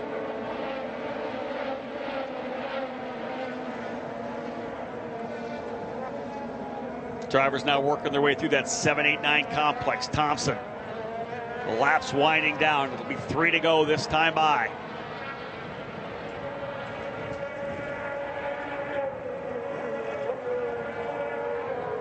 And the 3rd car that's chasing them is the number 9 of Robert McGinnis. He is 1 lap down. So for 3rd position, it's the yellow 81 of Gutierrez. 4th in line as you watch them come down the main straightaway here in just a moment. Parker Thompson across the line with 3 to go. then Carlos Cunha, then the lap car of McGuinness, then the two Pelfrey cars of Gutierrez, Stingray Robb, and Oliver Askew in 5th. Those three drivers separated by about a second. That's 3rd, 4th, and 5th. And thankfully, Robert McGuinness, with a great race car, able to get out in front of them, so he's not going to be part of that battle, not going to be part of the storyline for the final positions on the podium. Last time by, Stingray Robb 0.3 of a second faster than Gutierrez. Will we see a battle between the two teammates? And how frustrating for Robert McGuinness, who's been quick, and I think was that him that just went around? I believe Nikita Listoshkin back on track in the number 8 machine. He's just making room for them, making way as they come up Hellman Boulevard to turn number 7. But McGuinness has been running comparable laps to the lead group, but off the pace a lap down early on. Yeah, essentially the same lap times as his teammate Carlos Cunha, 1:21.5. So McGuinness had the pace, just the unluck to get involved in that incident early. Coming up 2 to go this time for Parker Thompson.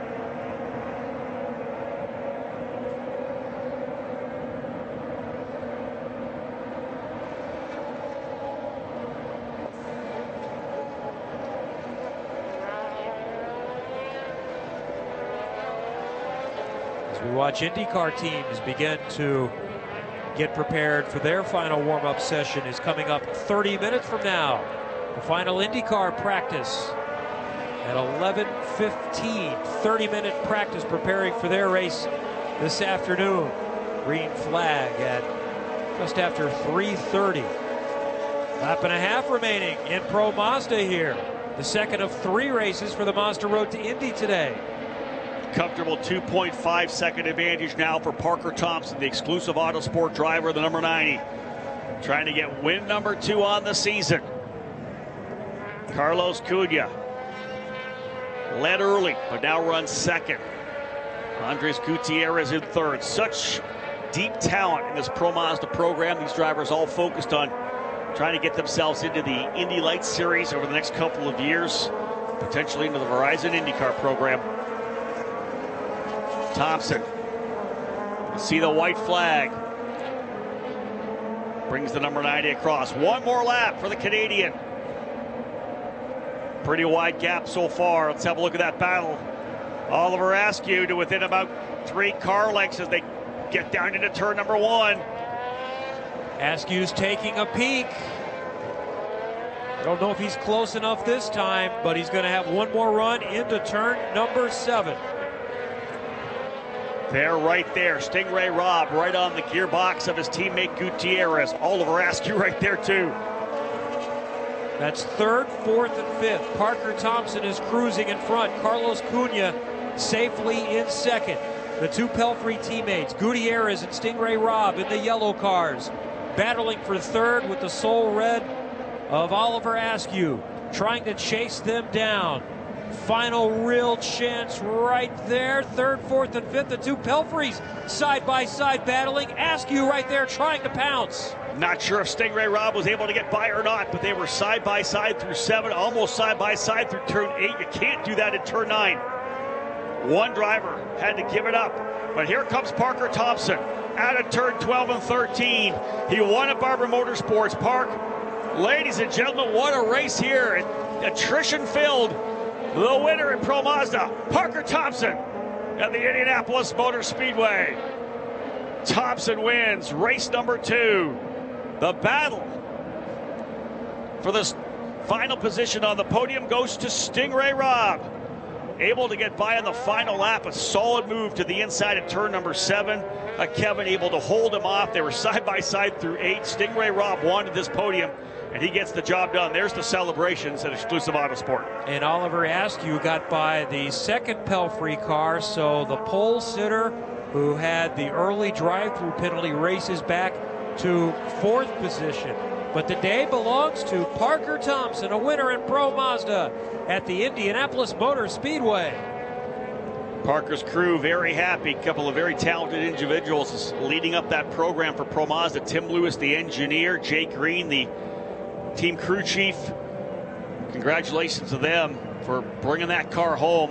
The way that race kind of developed, Parker Thompson was right there for the majority of that race. Carlos Cunha had it early, but Parker Thompson really digging in late. Car coming on when it needed to, and he was able to take over the lead to score his second win and really tighten up the points championship. As some of those leaders, some of those contenders having issues. Rinus VeeKay being one. Yesterday's winner, Harrison Scott, finishing in 12th after a mechanical issue. Carlos Cunha in second. Stingray Robb in third. But a tremendous run for Exclusive Autosport and Parker Thompson as they will head to the podium. There is your top five. Parker Thompson with the win. Carlos Cunha in second. Stingray Robb third. Oliver Askew fourth. And Andres Gutierrez rounding out the top five. Exclusive Autosport. Then we've got Carlos Cunha from Juncos Racing. Third and fourth, the Team Pelfrey cars, Stingray Robb and Andres Gutierrez. And the fourth team in the top five, Cape Motorsports with Oliver Askew. Podium still to come for these young drivers. Second rung of the Mazda road to Indy. But again, Parker Thompson victorious here at Indianapolis.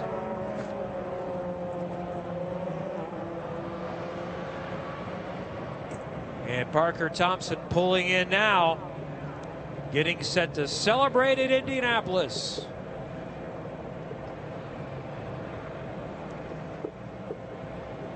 A very impressive drive with a late overtake for the lead and the ultimate win.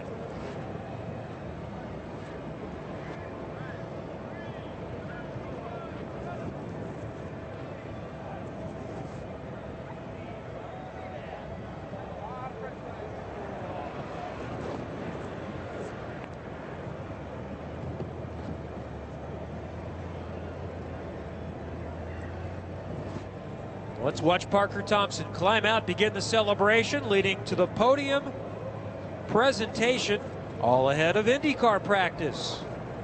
25 minutes away from IndyCars on track today for the INDYCAR Grand Prix.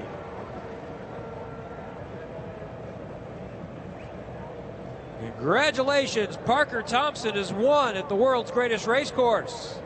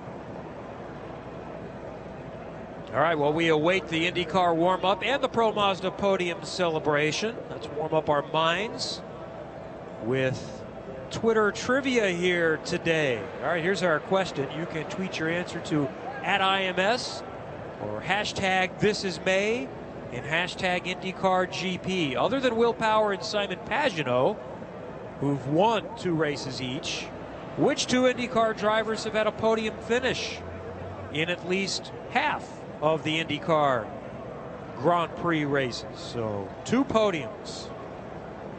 We've got Ryan Hunter-Reay and Helio Castroneves, or Helio and Graham Rahal, or Ryan Hunter-Reay and James Hinchcliffe. Notice the common denominator. Which drivers are listed in 2 options? Tweet your answer @IMS, hashtag #ThisIsMay, and hashtag IndyCarGP. Let us know you're here.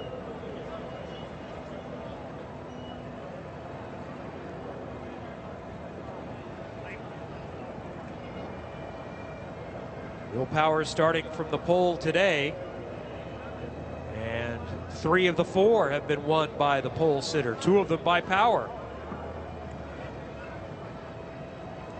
And also, you can tweet your seat to us throughout the day today using the hashtag #ThisIsMay for a chance to win an Indianapolis Motor Speedway prize pack. Tweet us a photo, tell us where you're at, your section, row, and seat, if you're in the stands or wherever you are around the Speedway, and we'll pick a winner and come say hello. So tweet your seat to the hashtag #ThisIsMay and you could win. Looks like one of the prizes is a Holman Terrace Club upgrade. Very nice. It's a bit overcast right now, but from everything I'm hearing, there is very little to no chance of rain. There's a bit of a chance of a pop-up shower expected late in the day, probably by either the later stages or even after the IndyCar Grand Prix. And there's a look at the radar, which is showing clear right now. So it's only cloudy at the moment. And we are looking forward to a good day. Rain or not, we'll go racing this afternoon for the IndyCar Grand Prix. Thanks for joining us from Indianapolis.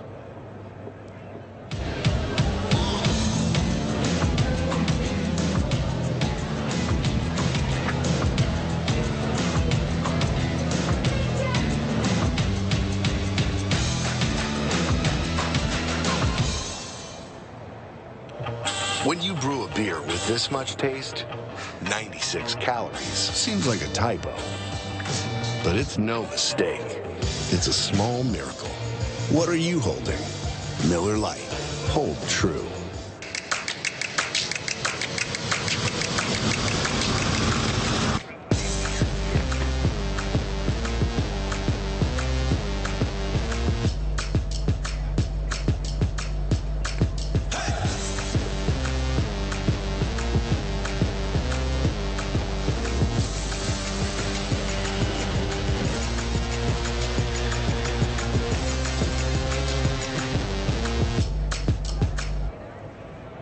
Well, we're used to seeing Sarah Fisher either in a race car or this year driving the pace car for the Verizon IndyCar Series. But Sarah, all month long, race fans can catch you out at your very own go-kart track in the Midway.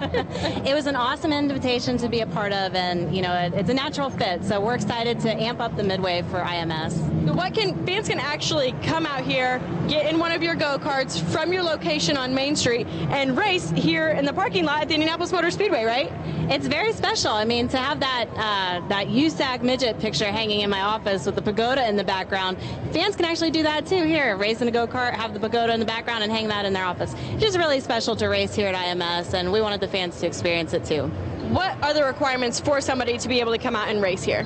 Well, you have to be 14 years and older. It's a $5 ticket for a 3-minute ride, and you think 3 minutes is short, but let's just try it first. I mean, I think your arms are going to get tired before you know it, right? Yeah, just try it, trust me. And then we give everybody that drives a $5 coupon for SIK on Main. So, you know, it's just such a great opportunity to be here, and we're excited to be a part of it. How hard is it for us to pull you out of one of these go-karts? Are you out there too? Well, I'd rather see fans in, trust me, but it certainly is a lot of fun. And what's your schedule like? Can fans, maybe if they come out here to the go-kart track, could they possibly have an opportunity to meet you too? Oh, absolutely. You know, I'm here with the pace car as well for the 500, and then, you know, just checking on business and checking on my team. They do an incredible job making sure people have a good time. So I'll be here off and on all month. Hey, thanks so much, Sarah. You can check out her go-kart track here in the Midway. It's located just behind the pagoda. If you're looking at the pagoda, it's off to your right. Come check it out and maybe get a chance to race with Sarah.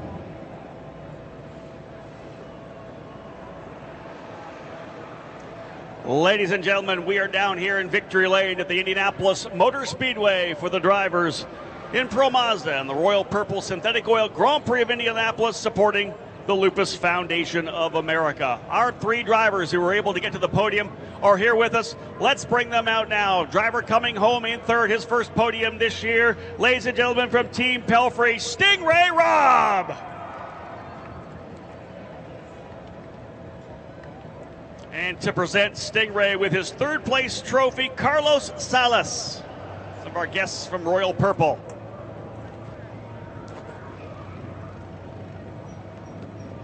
Carlos, if you can present the trophy, please, to Stingray.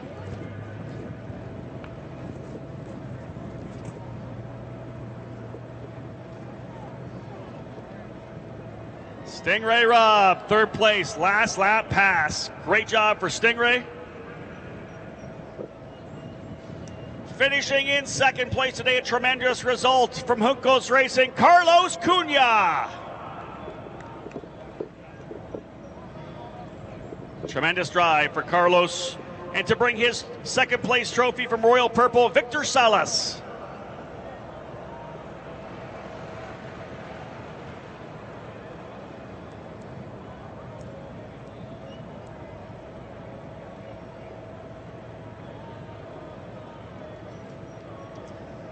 Carlos Cunha, a tremendous job today, finishing in second place. Time to bring out the winner. Fantastic job to work his way to the front. His second win of the year, ladies and gentlemen, for Exclusive Autosport from Canada, the winner, Parker Thompson.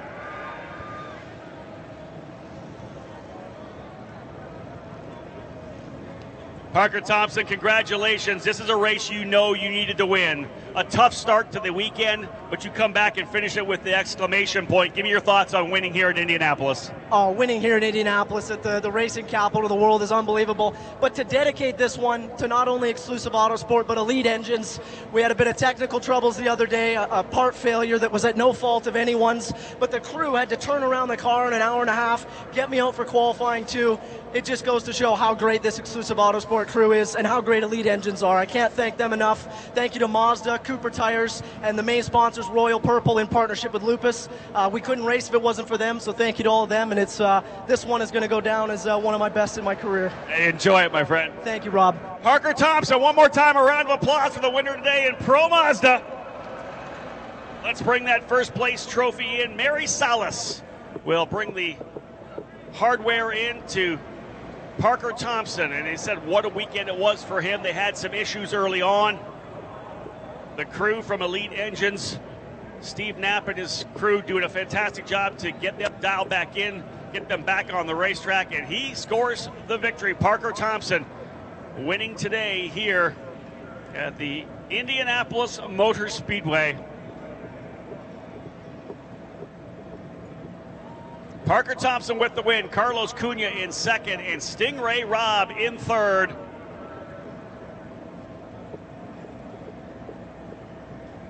Let's get those trophies up in the air, guys.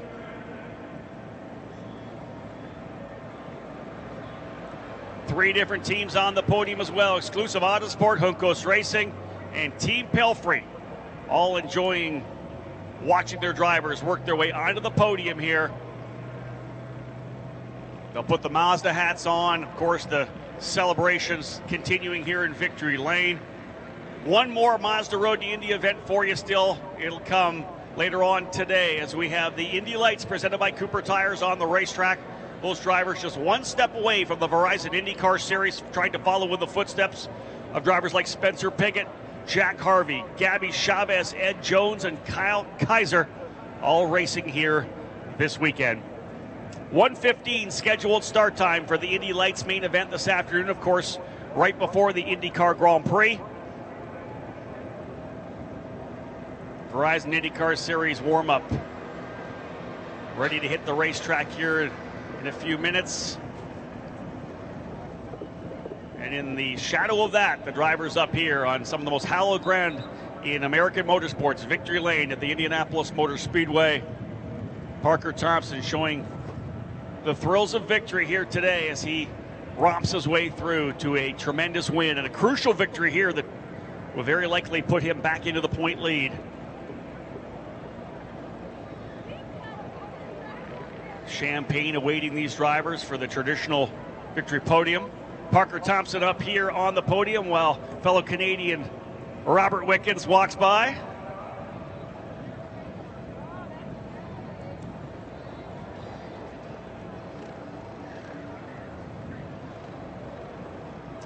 Again, a big thanks to everyone from Royal Purple for being such a fantastic partner of the program here in the Mazda Road to Indy, presented by Cooper Tires. On board as the title sponsor here this weekend. Of course, working with the Lupus Foundation of America as well.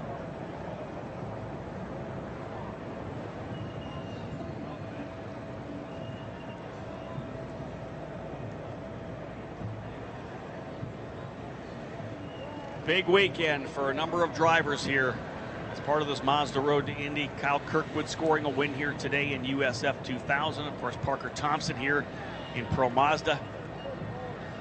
We'll find out who tastes the champagne on top of the podium in Indy Lights later on today. 1:15 scheduled start time for that event.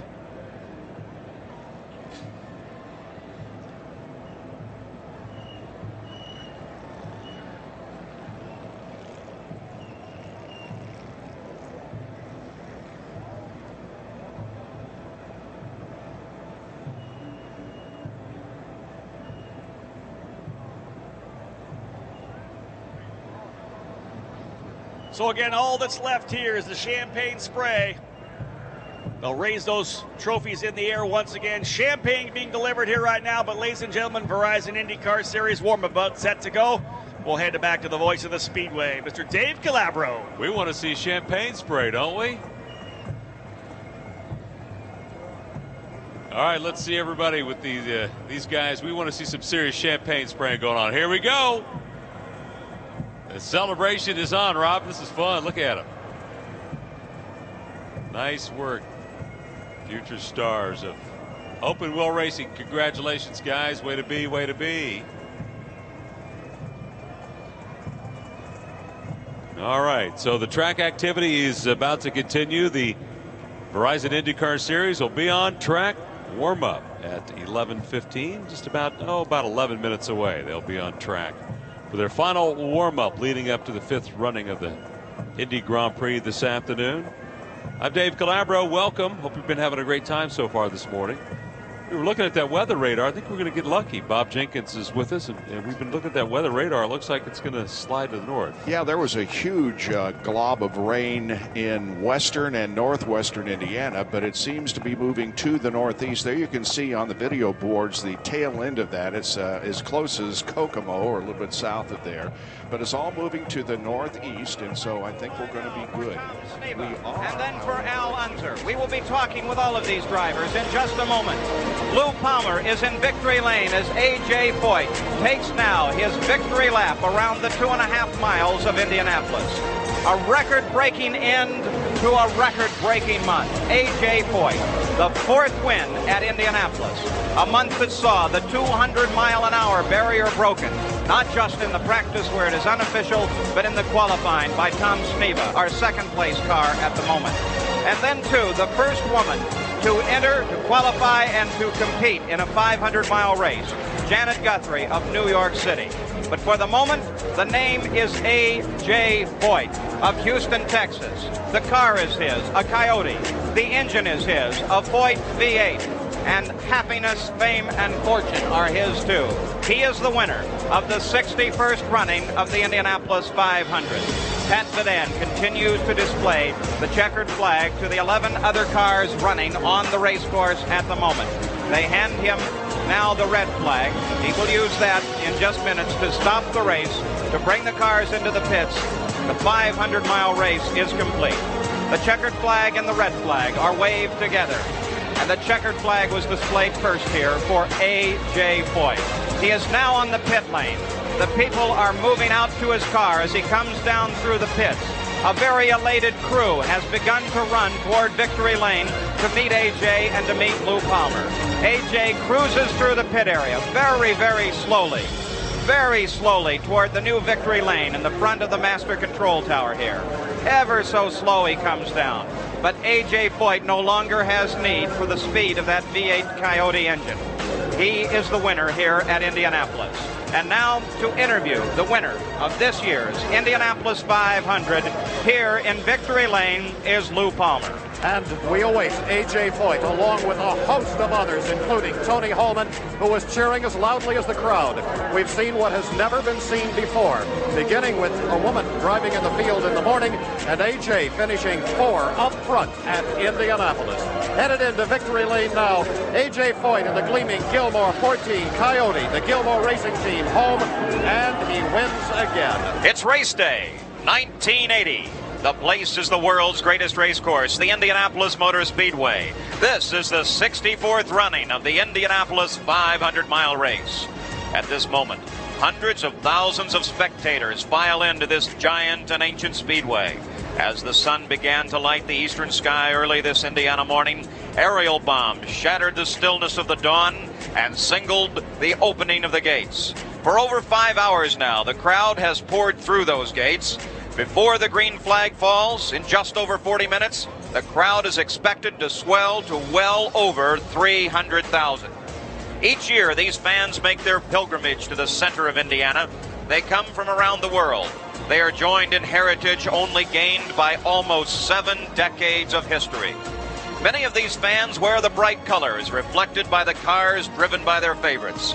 The grandstands, stretching for miles, are a kaleidoscope of bright color. Their spirits are high. They're here to open a new decade of racing at Indianapolis. This day is bright and blue. The temperature is 74 degrees. The forecast is for clear and sunny weather. Seconds ago, you joined race fans around the world. At this moment, the sounds of Indianapolis beam out from transmitters across the United States. Shortwave transmitters and satellites fling our words across the oceans and around the globe. You join us in a singular experience. The world's largest radio network combines you, the race fan from afar, with those gathered here at the Speedway. I'm Paul Page, and I'm proud to serve you once again as the voice of the 500. Less than half a lap ago, Gordy Johncock by 5 car lengths over Rick Mears. They're in the north, short shoot. Here they come. This is the final quarter lap. Johncock maintains the lead. The voice of the 500, Paul Page. Who's going to win it? Gordon Johncock off the 4th turn. Mears is right behind him. Johncock, Mears makes a try. Johncock wins it by less than 1/10 of a second. Gordon Johncock has won his second 500. Rick Mears comes across in second place, almost side by side. And you should see the celebration that is taking place at the Patrick Racing Pit. An incredible celebration now as they run down toward victory lane. What a finish! Let's see what happens with the 68. He's going to climb the fence. He is out of the car, and Helio Castroneves climbs the fence in the front straight. IndyCar Radio on the IMS Radio Network.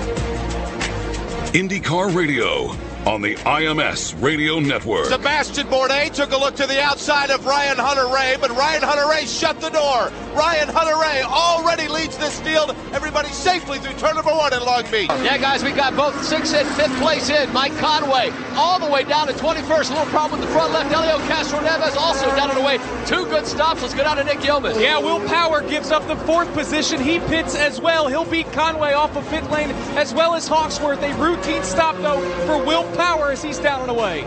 And down onto Shoreline Drive coming down the back straight. He's got to dodge the manhole covers on the brakes. One last time. He successfully negotiates that. Goes through turn 9, coming up to turn 10 and into Yorkview Mark Gates. Mike Conway driving for Ed Carpenter. Paul Page, Ed Carpenter's going to step out of the car on road and street courses and step into victory lane, the 40th anniversary of Long Beach. The checkered flags, twin checkers. Mike Conway has scored the win here, and what has proven to be an amazing day. This is IndyCar.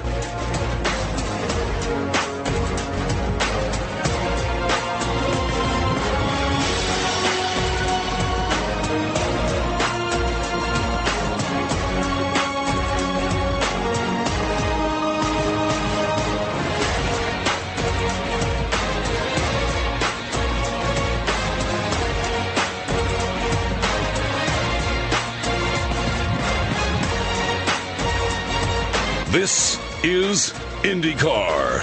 Fans will have that white flag for you right now. Coming down for Bob Schweikert. There it is. Let's follow Bob Schweikert around in number 6, the John Zink Special. He's just going into the south turn, and here he comes, Bill Frosch.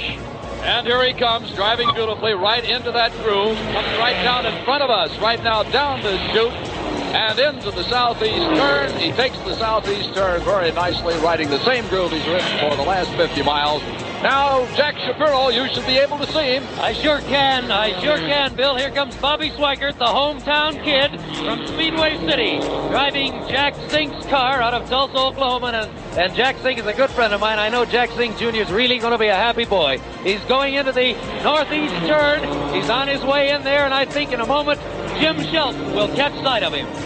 All right, Jack Shapiro, we certainly can see him. A good-looking car and a good-looking driver, and he's headed for the home stretch. This man has really driven a race. Cool, calm, and collected, and that goes for both driver and automobile. You can hear the cheers in the home stretch, and here's Sid Collins. Pick him up.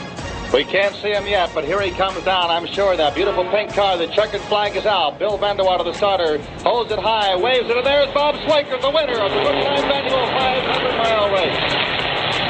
And there's the white flag for Graham Hill in the American Red Ball Special. Pick him up on turn number 1, Mike Ahern.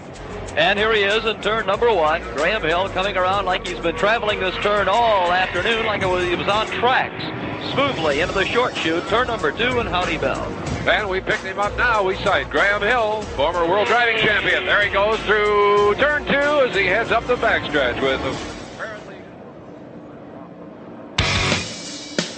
From the road course at the Indianapolis Motor Speedway, this is the Verizon IndyCar Series on the Advance Auto Parts IndyCar Radio Network.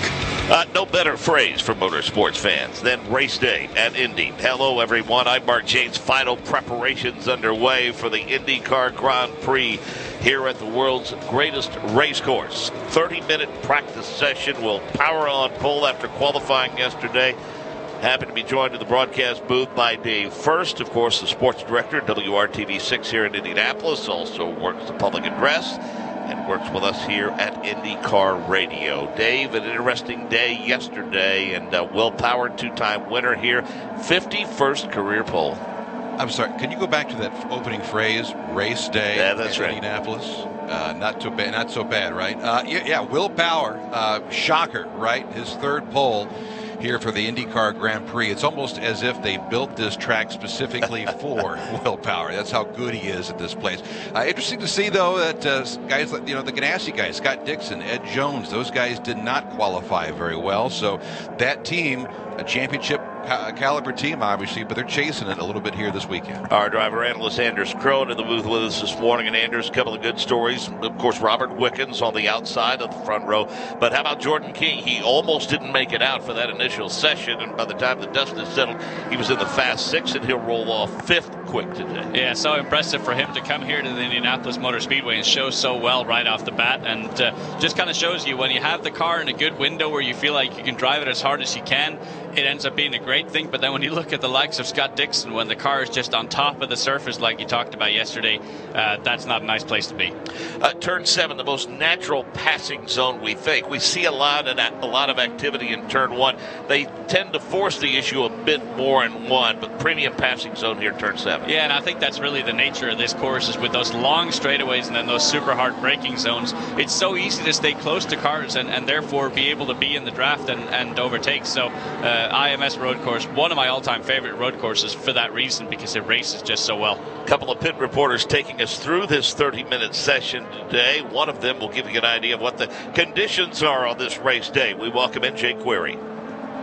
Mark, for Matthias Laced is simply that car just stalled out on him. They're going to push him back into his pit stall. He was just leaving after putting on some new Firestone Firehawks. Jordan King had just done the same. We see now a lot of install laps followed up, of course, by a practice, if you will, of changing those tires and getting out here getting pit stops down pat before this race this afternoon. In terms of the conditions, Mark, it is cloud cover here at the Indianapolis Motor Speedway.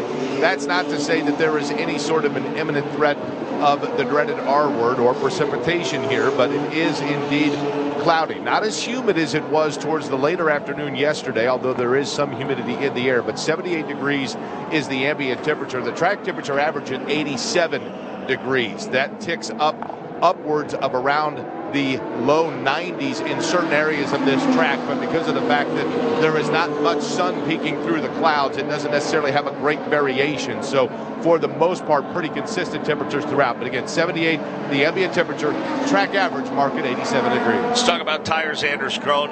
Talked to one race strategist, Kyle Moyer, with Team Penske. I won't call that a concern, but there is a noticeable, I guess, amount of time it takes to where they really get comfortable on the blacks. He said about 4 laps or so before they really feel good about the grip that they're giving them. Yeah, but I think all of these guys here are going to have to get off these Firestone Reds as soon as they can, especially the front of the pack, because those tires peak essentially on lap 1, and from there they fall off so quickly. So I definitely think that the Firestone Blacks are going to be the preferred tire, unless, of course, we go from caution to caution to caution, in which case the red is slightly better at getting up to temp and up to grip. But yeah, I think with as greasy as the track is and as hot and humid as it is, the cars are just floating on top of the surface and making it very, very difficult to manage the tires. Firestone had done their work prior to the test session here back in March, and honestly, the compound's not changed that much, Anders, from the tire that they used here in previous years. It's just the fact that it's so much hotter and so much more humid, and keep in mind also, every year the asphalt just gets a little older, and kind of the rock in the asphalt gets a little bit more exposed, so it starts wearing out the tires a little bit more and more every single year that they come back here. Plus, when they tested here in March, wasn't it like 50 degrees? Exactly. Yeah. Exactly. We've gone right from winter to summer here in Indianapolis. We've got to skip that spring portion of the program, so the conditions have changed immensely since you're spot on. I actually did a track walk the other day, just trying to get a feel for the place, and actually in turn 12, because I guess the track was breaking up slightly, they put down some sealant patches. Another track where we see those sealant patches is Mid-Ohio, right. And as we know, Mid-Ohio is very well known for being a very difficult track to get the tires to bite into the asphalt, so not a surprise to see here. But yeah, exactly to your point, I mean, it's what, 30 degrees warmer now than it was at the test in March? We didn't even need those light pullovers. We just went right from we're better off in shorts right now in Indianapolis. Yeah, we have an issue with the 98 of Marco Andretti, and there's some smoke coming out of the rear of that car, and Marco a little more than disappointed with the qualifying effort yesterday, and things warming up a little bit for Marco. We can see him getting out of that car quickly, so the struggles continue as the red flag comes out for the 98 machine. Marco Andretti qualified 14th, and that was actually better than I think he thought he was going, because for most of that session yesterday in Group 2, he was 20th on back. So actually for him to qualify 14th wasn't so bad, but great concern here. And I'm sure if Marco, he might be concerned about a fire. Well, and you know, it's a good and a bad thing. It's a good thing they had this warm-up, because what if this had happened on the on the second lap of the race? So, end of the day, it's going to be a long day now for the crew to try and get a new engine in that thing before the start of the race, because it's what, only 2.5, 3 hours away. Yeah, I mean, it's a short turnaround time. Yeah, that's a tight turnaround time for sure, and we're getting a replay and taking a look at how hard he's working the wheel, and obviously something just cut loose on that race car. And that thing, yeah, he was just fishtailing coming onto the front straightaway, and usually you'll see them absolutely planted here, but I think that's a combination, again, of just the track being that hot and that greasy, and also the fact that there's been such a reduction in downforce with the new aero kit that, yeah, they're definitely going to have to work a lot harder inside the car this year. We give him credit right away. He got that thing off the course as fast as he could, but because of where it was, the inspection needed to make sure no fluid or anything got onto the racetrack. That will explain the red flag, and we're going to look at the replay, and we see a lot of smoke rolling out of the rear of that car as he starts to come to a stop. Sebastian Bourdais, Anders Krone, awfully frustrated at the pit strategy and how it did not fall his way at Barber, but I think Sebastian Bourdais again showing he plans to be in the battle for the championship over the long haul. They qualified third yesterday. Yeah, absolutely. And I think the key to that is the fact that they're showing strength at every type of track. And that's really been the key for them, is to be able to be strong on every type of track, and showed that obviously with that huge pole position at Phoenix, big win at St. Pete. And so they really had their game sorted out on every type of track. And I know he wasn't real happy with how he put together his Fast 12 and Fast 6 run yesterday, but still to be up at the pointy end of the field, that's huge for them. And to be, a tenth away from pole position yesterday, these guys have this car sorted, and Sebastian Bourdais, when he has a car that is suited to his driving style, he's an absolute beast. He can make some serious stuff happen, but if he's outside that window, he struggles to make it happen. And I actually remember having a conversation with him after the St. Pete Grand Prix, and he said, man, I couldn't do what Alexander Rossi did that race. Alexander Rossi drives the car so free, the car moves around so much, and I can't do that. I need a car that's much more bolted to the ground, and clearly they've done a good job in figuring out how do we keep it bolted. Joining Jay Query on pit road this morning is Rob Howden. He has an update on Marco Andretti. Mark, not really sure what happened at this point here. I had a chance to talk to Brian Herta and asked whether or not they got any indication on the telemetry of something happening to the motor. He just said Marco felt something and shut it down and pulled it off. Obviously, visually, we're able to see the smoke from the back of the car, but nothing on telemetry, at least that Brian was able to tell me. And again, just that Marco said, hey, you know what, something's not right here, pulled it off the racetrack. As you guys said, and Brian even knows, if there is an issue here, this team's going to have to go to work. Alexander Rossi, his teammate Dave First, I'll tell you what kind of a year that he's gotten off to. I mean, here we are a bit surprised that he's rolling off 8th today. I mean, we've gotten used to him being in the Fast 6, and he unloaded fast here for sure, but even though he's rolling off an 8th, I think could be a good day for Alexander Rossi. Well, even the team, but you look at Ryan Hunter-Reay, I think Hunter-Reay would expect a little bit better qualifying effort than 13th, and Marco, he'll start 14th. Zach Veach further back, he'll start 20th in today's race. So I think Andretti Autosport, those guys are chasing it a little bit here this weekend. I think so, but I think the key to this is qualifying means nothing if you don't have a car that's going to race well, because there's going to be so much racing here, and no matter where you qualify, at some point you're going to have to race people because of different pit strategies. And this place, if you have a car that's good in qualifying, but then your tires fall off within 3-4 laps, it doesn't matter how quick you are in qualifying, you're going to go to the back. So these guys have a big job now with really resetting the balance of the car and resetting the compliance with these things so that they can last for a long run. Because of the fact that the runoff areas here are somewhat forgiving, it's an easy off and an easy on. Does that give drivers a little more confidence in terms of pushing it a little farther to the ragged edge? Oh, 100%. I mean, it's why we see this being such a great race every single year, and why we see into turn 1, half the field, what it seems like, has to take to the runoff area and the grass out there, because, they all go in, and it's this super wide, what feels like a runway, but almost a bit like turn 1 at St. Pete. It funnels down, and suddenly there's only 2 cars that can fit through there. So it's very easy to just mentally think, oh, this is the widest thing ever. I can definitely make it 4 wide in here. And then you realize when you climb on the binders, well, I've got 20 other cars around me that are trying to do the same thing. So I think that's why we see great racing here. And certainly, the driver's not afraid to charge here. As a driver, just sucks you in, doesn't it? It 100% does. It 100% does. And it just has that effect of, well, I can hit the brakes wherever I want to. And then they don't think about the fact that they're in dirty air and they don't have the same downforce that they usually do. Or, oh, wait, I'm offline, I'm in the marbles. But it really just sucks you in, and then add to that if you're on the push to pass, man, it's not easy to get these things stopped. Your driver expert for the month of May, Tony Kanaan, took you around this course in a pace car recently. Tony, one of those guys that was involved in the redesign of this course. What was that experience like? What Tony have to say specifically about this course? That was fun.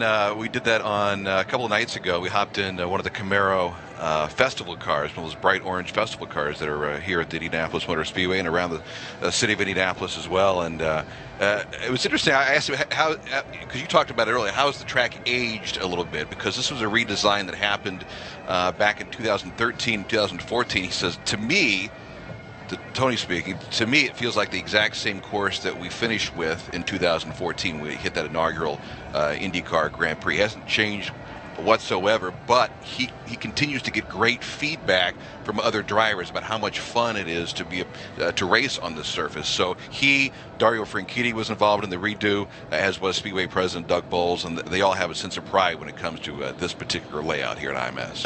Let's find out if Marco Andretti knows exactly what happened to that 98 car, Jay Query. Marco, the good news is, I guess this was just a warm-up session. The bad news is it's come to a completion for you. Do you know what happened?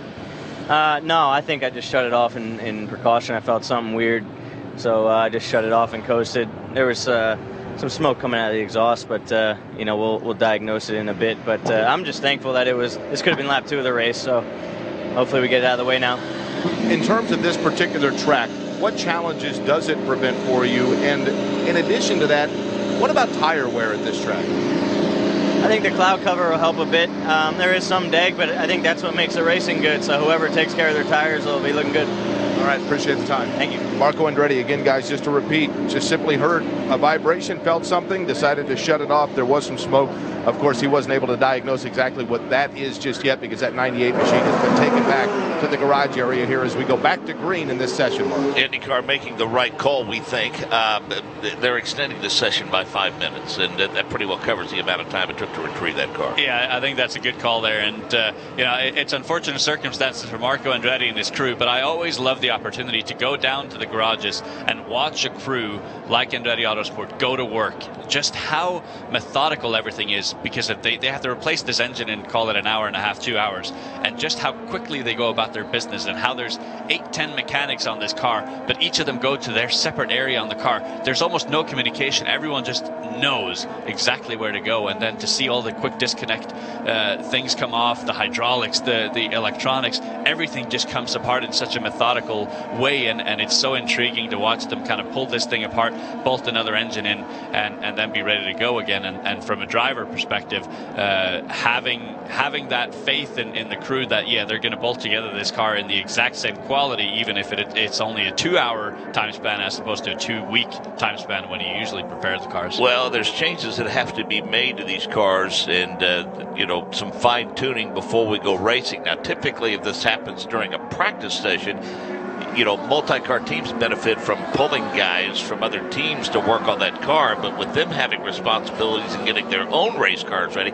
they might still be able to do that. But let's face it, Rossi's crew, they want to get Rossi's car ready, and so on and so forth. Yeah, exactly. So they'll have some helpers in and around the garage that are helping out with usually with truck duties or tire duties or whatever that can help in and around, but they have their dedicated crew to this car, and they'll be ready to just attack that thing. So the moment that thing's back in the garage, you'll see bodywork coming off, and then eventually start pulling the engine. 1 year ago, a little less than a year ago, the Verizon IndyCar Series returned to Gateway Motorsports Park just outside of St. Louis. And Rob Howden, you're with a guy that can tell us exactly what they're going to do for an encore to what was a spectacular weekend of racing.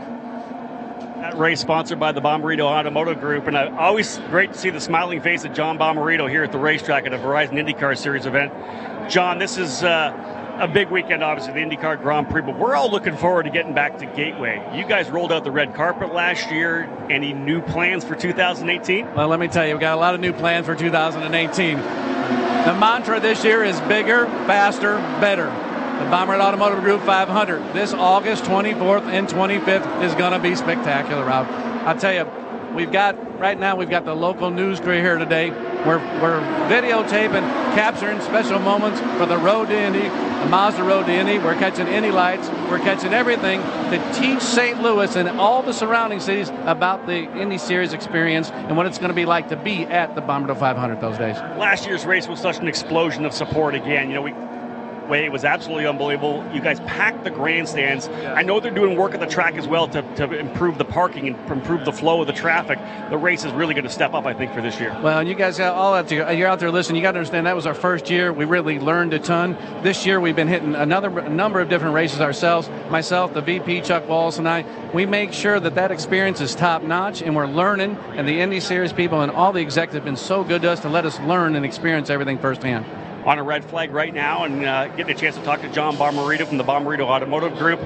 What are your thoughts going into race number or season number 2 of the event? Is there a little less pressure on you? The first one was obviously big. Do you feel like the stress is off, or do you keep just plan more on? Well, what we do is we keep planning more on. I mean, of course the stress is there. I mean, here we're the 3rd largest attended race in the Indy Series right now. In our first year, that's pretty phenomenal. I mean, it's going to be really tough to beat the Indy 500. I don't think that's ever going to happen.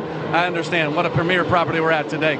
You know, you got Long Beach has been around 75, 76 years. Now take a look at the Bombardino 500 and Gateway. We've been around our 2nd year. I mean, we are so pleased. The Gateway team has been so supportive. We're working together. I mean, and we've really got a premier partnership going. John, thank you so much. Thank you so much, Rob. Good to see everybody. Remember, August 24th, 25th, log on to Bombardino.com, learn more information, and we can't wait to see you out on the track. I appreciate it. All right. Mark Janes, the Verizon IndyCar Series could do with more sponsors like John Bomarito, and I know we're all excited to get back to Gateway. I mean, last year, Anders, those guys were at every racetrack, promoting it all throughout the course of the year. By the way, the red flag is for some geese that have settled in the infield. And I think we need to tell Rob Houghton to stop bringing all his Canadian friends down here. I mean, we had a couple of them at the test last week, but yeah, they keep coming out. So Rob Houghton, please don't invite any more of them. Hashtag blame Canada. Exactly. And they're loving it out here. Look at them. They are just loving it. Yeah.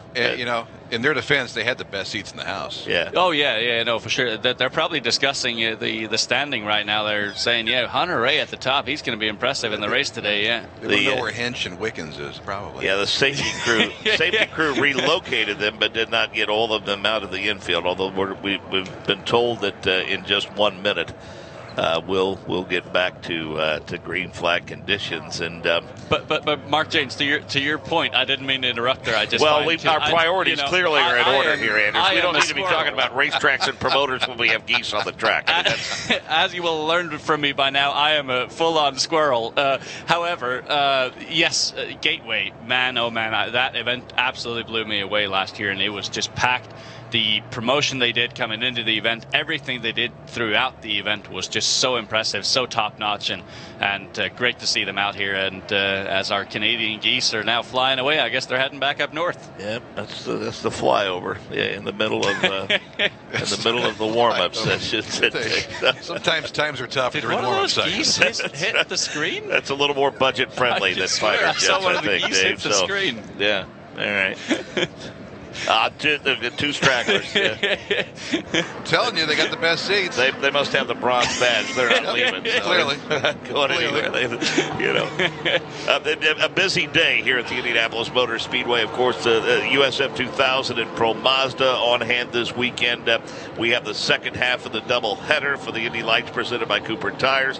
We'll have flag-to-flag coverage of that event coming up at 1:15 before we rejoin you at 3 o'clock. And Dave, as many years as you've been around here, as have I, especially the addition of this event, it's interesting to me how quickly the month turns over. Yeah. You're still talking about points and talking about championship and starting position and everything, but starting Tuesday or maybe sooner than that, after the post-race celebration is over, no points, no championship. It's all about winning the Indy 500. Well, I was thinking about that coming in here. As soon as the twin checkers fly here today, everyone, and I mean everyone in that paddock area, will immediately start thinking about the oval and turning this whole racetrack around and winning the crown jewel of the Verizon IndyCar Series. The points, championships, all that means a lot at the end of the season. But the month of May, it's all about this crown jewel of the Indianapolis 500. Anders Crow, from a driver's perspective, as we've talked about prior to this weekend and during this weekend already, winning here changes the way you're introduced. It changes everything about your life. I mean, Al Unser Jr. not very often is introduced as a 6-time winner at Long Beach. He's a 2-time 500 winner. Right. Yeah. Well, speaking of someone that's never won here, I can say never in my life have I ever had the desire more to win a race than when I was racing the Freedom 100 here. At the time, I literally would have been willing to do anything, and I mean anything, to win that race. It was the only thing I cared about in my entire existence when I was out there on the track, and I think that is the effect that has. And that was the Freedom 100. That's not the Indy 500. So then that gets elevated tenfold over that, and there is something about this place. And yeah, there's history and there's all the legends that have been created here, but there's something about this place. The moment when you come into this place, you just feel that weight of importance come over you, and just your drive and desire take you to a whole nother level. Rob Houghton, let's get further perspective on that, please. You know, Mark Janes, the chance to win here, the chance to drive here number one for the drivers in the Mazda Road Indy is big, but the chance to win here is huge. Parker Thompson, exclusive Auto Sports, you had a chance to score a victory here today in the Pro Mazda Race. A tremendous run for you coming off of what has been a really rough weekend. You must be absolutely over the moon with this victory. I'm absolutely elated, Rob. I mean, to come off of yesterday, it was a tough day for the Exclusive Autosport crew. We had a part failure at no fault to Elite Engines or Exclusive Autosport.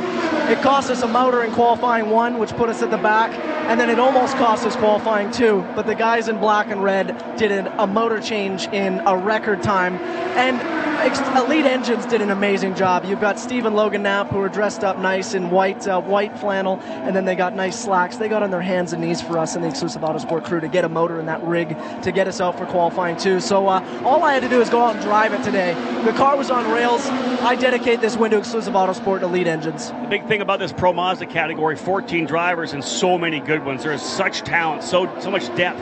For you to be able to come to the forefront, what was your mindset going into that race? My mindset was survival. Starting 6th is right in the danger spot. You got to get through the start and all those restarts. And I think I did a really good job on that part of it. But then also, we chucked the kitchen sink at it overnight to see what we could do. And the kitchen sink fit pretty good in the bathroom. It was the car was on rails the entire race. Hats off to Tim Lewis. He's a great engineer. We really sat down last night and thought of a great setup, and it stuck. Congratulations on the win, my friend. Thank you, Rob. It's very special to win here. Thanks to Mazda, Cooper Tires, and everyone that puts on this race. Mark Janes, there's a special young man right there on the Pro Mazda level of the Mazda Road Indy. Level number 2, just a couple of steps away from the Verizon IndyCar Series, but you can hear the passion in his voice. Definitely a name you want to remember, Parker Thompson. Yeah, a lot of guys come through there and have can't miss attached to them, and there's sometimes, for whatever the reason, that doesn't actually come to fruition. But that said, for now, that's certainly a label people are placing on that young man. Yeah, and I think Parker Thompson was so impressive already when he came into USF2000 and really showed that outright speed. And what I particularly like about his driving style is just he's always so just all out, always so aggressive. And that move he made for the win today, that took some serious commitment. So love watching him drive. And little strange comment there about the old kitchen sink fitting in the bathroom. But anyway, we'll let it slide. A couple of offs here and there, making it plenty wide. We're about 20 minutes into this 30-minute session. Let's get an update on the car of Charlie Kimball from Jake Query on pit road. Charlie Kimball currently finds himself 11th on the speed chart in this particular session. For those of you that might be at the racetrack and listening to us, or perhaps looking online, you may notice a different paint scheme for that number 23 machine for Carlin Racing of Charlie Kimball. Novo Nordisk, of course, is his primary sponsor and has been for a number of years, part of the partnership because Kimball himself, well documented, being a diabetic, and Novo Nordisk is the insulin supplier for Charlie Kimball. Now, he has a number of different insulins, if you will, that have been the primary sponsor, or I guess I'd say auxiliary sponsor, that are facilitated by Novo Nordisk and distributed by Novo Nordisk. Tresiba is the one that we normally see, Mark. It's the black and green paint scheme for Charlie Kimball. That is essentially Charlie Kimball's daily insulin supplier as a diabetic. But Fiasp is on the car for this particular race. It is a white car with blue and gold trim. That actually is an insulin at 100 units per milliliter that Charlie Kimball takes with each meal to regulate his blood sugar. So a great activation and sponsorship for Charlie Kimball and Novo Nordisk of the different insulins. Again, the one that he uses each day, Tresiba, typically on his car. It is Fiasp that he takes with meals to regulate that's on his car for this particular event. In terms of sponsorship for this month, when we come here, Dave, first, but we always see cars with different liveries based upon Indianapolis 500's sponsorships. And fortunately, technology has changed to the point to where wrapping those cars makes that process of switching sponsors much, much easier than it used to be. There's a couple of processes. You can either A, paint the cars, or B, wrap them, which has become very popular and a little bit more aerodynamic than paint has become. There are still some teams, Anders, you can chime in on this, there are still some teams that actually paint the cars. I believe Ed Carpenter Racing is one of them, but there are a lot, and you can tell usually the more intricate design there is on the car, chances are they probably wrapped it like Scott Dixon, that PNC Bank livery on that Honda for Chip Ganassi Racing. That's a wrap. But it's interesting to see how things have developed. Technology has changed over the last couple of years. Yeah, and I think that the wrap must have developed in technology, because I went to Chip Ganassi Racing, I want to say back in 2010. And they used to paint, and they used to paint everything. Yeah. They painted not just the livery of the car, but all the logos were painted on as well. There was not a sticker on the car. But I've seen more and more teams now transition to the wrap, and so the reason for that's got to be the fact that the wrap is probably lighter than the paint, and it's also probably thinner now than it used to be. So before you didn't want the wrap because it would actually create these slight, but it will also create these slight like edges on the bodywork with additional logos and whatnot. And I think now they've got it to a point where it's so thin that they can get away with it. You look at the Penske cars this weekend, going to be tough for Michael Young and Jake Query and Nick Yeoman because all of those cars are identical. But now, except for Pagano, that's right. Pagano's for sure. You can see that one from a mile away. But all of those guys have the three of those guys have their oval cars prepared. The one Elio is driving today is actually will be the same car that he'll run in the 500. They'll make the transitions, but they're already ready to just simply peel the Verizon livery off of it, and the yellow submarine scheme is already part of that car underneath. So that gives you an idea how quick the turnaround time is for that. Yeah, exactly. And obviously one extra day off on paper here for these teams and drivers than years past. So no practice on Monday. That's just to give the crew one last chance to take a breather before they get back in action. But let me tell you that the work ahead for these teams that have to turn around these cars, that's tremendous, because it goes far beyond just the wings and the wrap of the car. You have to take the car entirely apart. Right. There is completely different geometries with all the suspension pieces. So everything they're going to be taking off, they're going to be taking off full suspension assemblies and bolting on full oval suspension assemblies. So big task ahead for that team for sure. Lights race number 2 at 1:15 Eastern. And Rob Howden, you've caught up with one of the combatants this afternoon.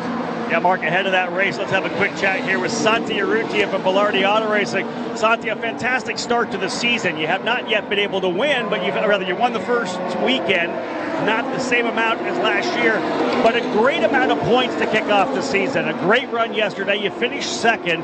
Give me your thoughts on how the season has started. One win and really up there in the point standings. Yeah, I mean, definitely last year we had a little bit of bad luck in the beginning of the year, and then this year it seems like Andretti is pretty strong. Like every weekend, like you can see Pato and Colton, every time on pole. Yesterday race, I was starting from 5th, and my strategy was, we started the race on low downforce to see if I can pass some of the guys in front right in the beginning of the race. And they spun in turn 1, so I get it in. So I did the job done on the beginning of the race, and then I was struggling a little bit. It was too low downforce, and Colton passed me. But I mean, I think we're getting better. Like every time we go on track, like the baseline is not that good, but at the end of the weekend we always find a good car. So I'm hoping to get a better race than yesterday. Right now, starting from 3rd. Kind of happened that way last year as well. You really came on from the midway part of the season won your races in the second half. If you get a really good start and get into the top 1 or 2 in points, do you feel that, again, you as a closer can pick the run at the championship this year? Well, yeah, and then the ovals are coming up, and I think I have to get my experience from the ovals. I have won my first oval last year, and I feel really strong on the ovals right now. Valari is really strong on the ovals too. So I think if when we have the car, we have to win. If we don't have the car, because there is only 7 cars on the grid, you gotta finish on the podium. So if we keep doing what we're doing right now, we only did one mistake, that it was a right shoe at Barber, that we did a mistake with tire pressure, and it was very, very slow on the rain. But other than that, I've always been on the podium, which is good. So I think, if we keep doing this and if we can improve that a little bit, that's going to bring us to the win. It's going to be great. Congrats on the great start to the year. Thank you very much. Mark James, you've watched this young driver over the last couple of years, and you can hear it in his voice. That's a different Santi Urrutia. He's got some maturity that he didn't have 2 or 3 years ago. It's impressive to see what he's doing this year. Very consistent to start off the 2018 season. Yeah, that second season through Indy Lights Day first, that's usually when we see a change, a bit of maturity, as Rob refers to, and a bit more focus for sure. Even if you're a rookie like Pato O'Ward, you saw what happened yesterday. I think another year, unless he wins a championship this year, another year he may not make that move that he did at the beginning of the race, where he got caught in that position that he was in and gave up several spots in that first race. So some good happens, but yeah, no question about it. Things begin to gel a little bit in year number 2 in the Indy Lights Series. Couple of minutes left in this session. Dixon, Power, Hunter Ray, King, Chilton, the top 5. Then Kanan, Zachary, Clayman, DeMello, Newgarden, Bourdais, Pagenaud, Castroneves, and Anders Krohn in terms of setup over the course of the weekend.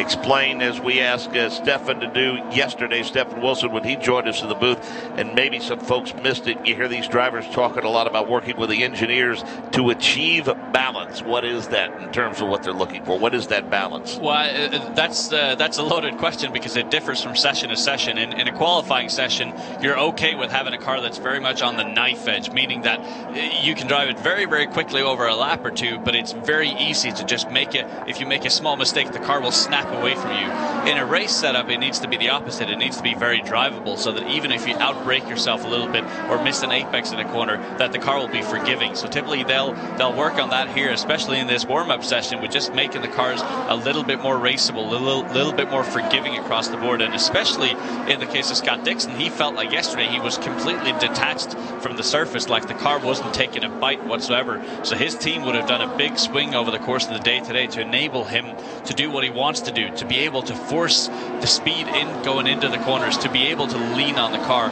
But when you don't have the ability to lean on the car, you just feel like you're a passenger, like you can't use the steering wheel, like you can't use the brakes the way you want, and it's not a very nice feeling. But clearly they've done something overnight, because Dixon at the moment flying.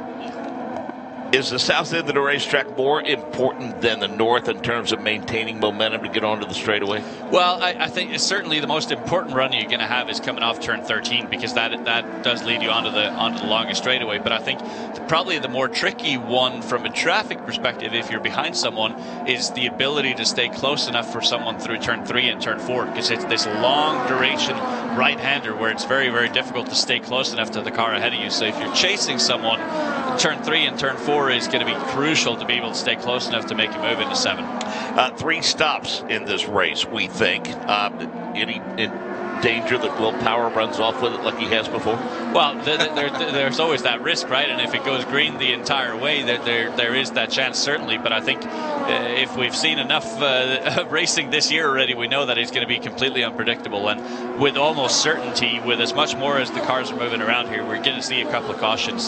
So that'll change things. But yeah, it sounds like it'll be a fairly safe 3-stopper. But again, the really, really big question mark is how long will the Reds work for the guys up front? I still haven't seen the tire designations for the start of the race, but obviously assuming that the front half of the field essentially will start on the Firestone Reds to get a good start, and then switch on to the blacks. But the Reds fall off so quick that's going to be the biggest thing. Who can take care of them? And we even heard Marco Andretti just say on the radio just a moment ago that it's all going to come down to tire management. So 17th and 18th, that's where Graham Rahal, Scott Dixon are starting. And Dave, we've seen those guys come to the pack before. That might be a bit more difficult today. Well, I think if you're Scott Dixon, you're looking at him right now on timing and scoring here. Dixon with a big improvement. So my guess is that the engineers took a good long look about what they had set up in qualifying versus this race setup. Maybe went back to square one, if you will. And obviously they found something that Scott Dixon likes a heck of a lot more. Pole number 51 of his career. We caught up with Will Power after qualifying yesterday. I mean, that was everything I had.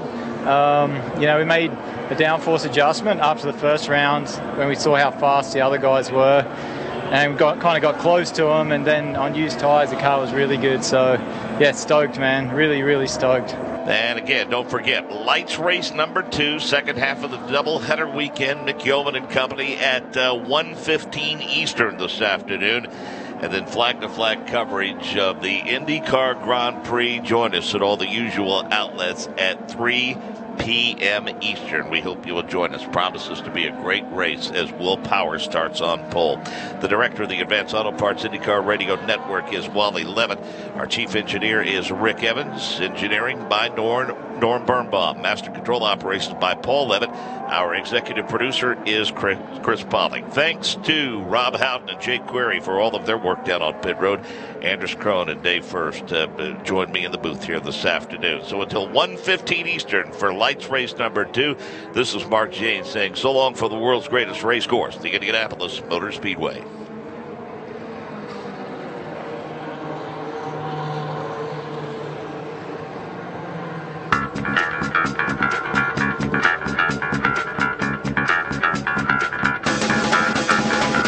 IndyCar Radio on the IMS Radio Network. A.J. Foyt down the main straightaway. The checkered flag is out. A.J.'s hand in the air. He is the winner. A.J. Foyt.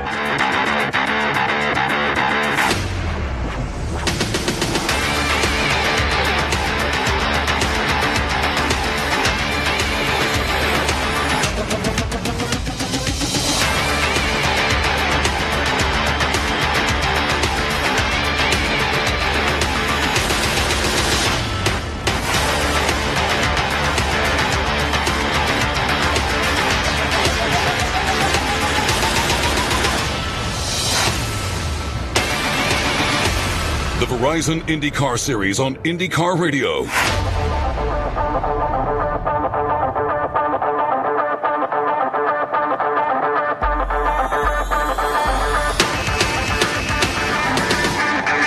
flag flies and we are underway in Mid-Ohio. Ford A. Newgarden with a track race in turn number 4.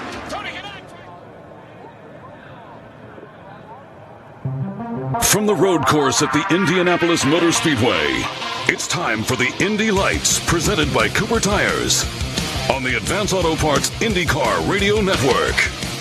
Live from the world's greatest race course, it's time to go racing in the Indy Lights Series presented by Cooper Tires for race number 2 of the Royal Purple Synthetic Oil Grand Prix of Indianapolis, supporting the Lupus Foundation of America. My name's Nick Yeoman. Thanks for joining us on the Advanced Auto Parts IndyCar Radio Network for Indy Lights action here at the Indianapolis Motor Speedway on the 14-turn road course for race number 2. One race already in the books, won by Colton Herta. We're going to talk plenty about that event yesterday because it was one heck of a show, but we've got another race on tap for you today, 35 laps or 60 minutes with the rookie driver Pato O'Ward on the pole. Lots of talented broadcasters out on the course. You're going to hear from them in a little bit, but let me introduce the gentleman here in the booth with me. First serving as our driver analyst. He's already been to victory lane. His name's Parker Thompson, a driver in the Pro Mazda Series for Exclusive Autosport. Parker, welcome to the booth. First impressions, what do you think of the view up here? It is absolutely unbelievable. I mean, I've actually never been up on the pagoda here at the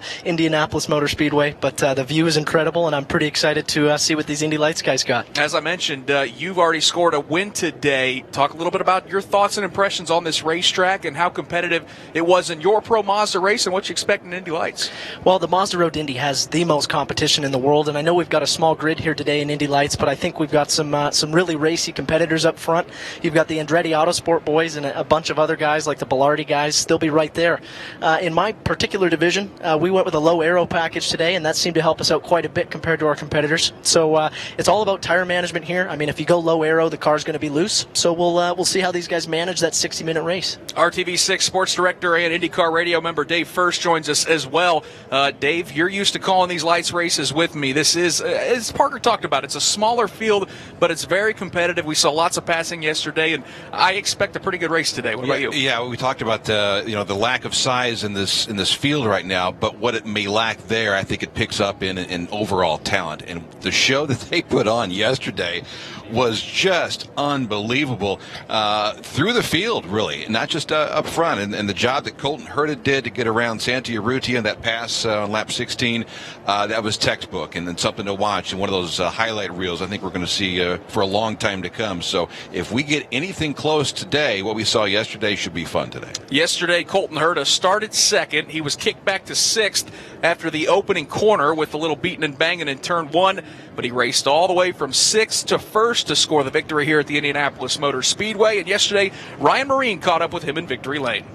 That was amazing. That was one of the most fun I've ever had in a race car. I mean, I got knocked back at the start. I don't know where I was. I think I might have been last or sixth or somewhere near the back, and then it was just a fight back up. But you know, the car was so good in traffic, and we made some setup adjustments that went away from our teammates' setup. So and you know, Doug Zister made the right call on that. So super happy to be back in victory lane and to be back in victory lane in Indy.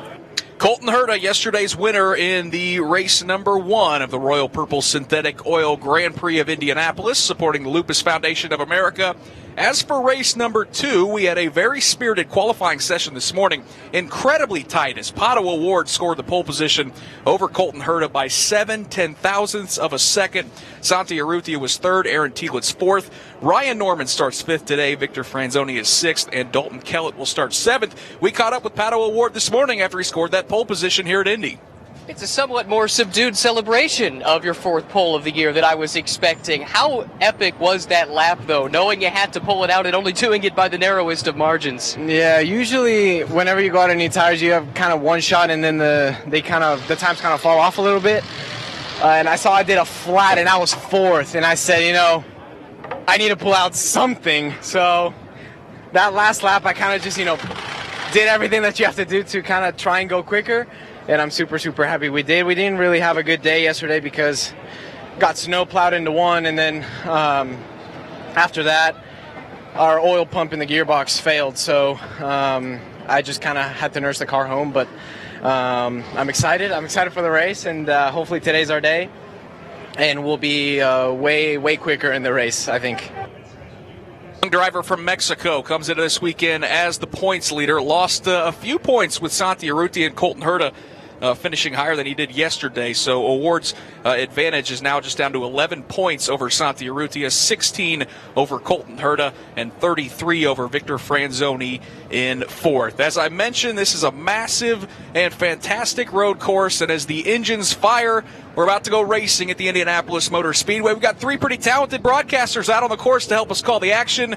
Michael Young is down in turn number 1 on this road course. Michael, you saw a lot of brake dust, a lot of smoke kicked up yesterday, some beating and banging, and I expect a lot of the same as we get set to go racing. Oh, I agree, Nick Yeoman. It's going to be exciting as this field of 7 make it to turn number 1 for the green flag coming up here in just a few moments. My vantage point, basically the first portion of this course, turns 1 through 6, pick up the field right about at the yard of bricks, and then they will come with that heavy braking zone. Turn number 1, a 90-degree turn to their right, and then another 90-degree turn to the left. Then they'll start to pick up the speed, brake a little bit into turn number 3, and they'll carry most of that momentum then into turn number 4. Good acceleration out of turn number 4. They'll have a quick switch back, a left-hander and right-hander, which comprises turns 5 and 6, and a good run could potentially get you a pass down into turn number 7. The wind, very brisk, not as brisk as yesterday, but still brisk, coming out of the southwest and at a pretty good clip. The sun has just snuck behind the clouds,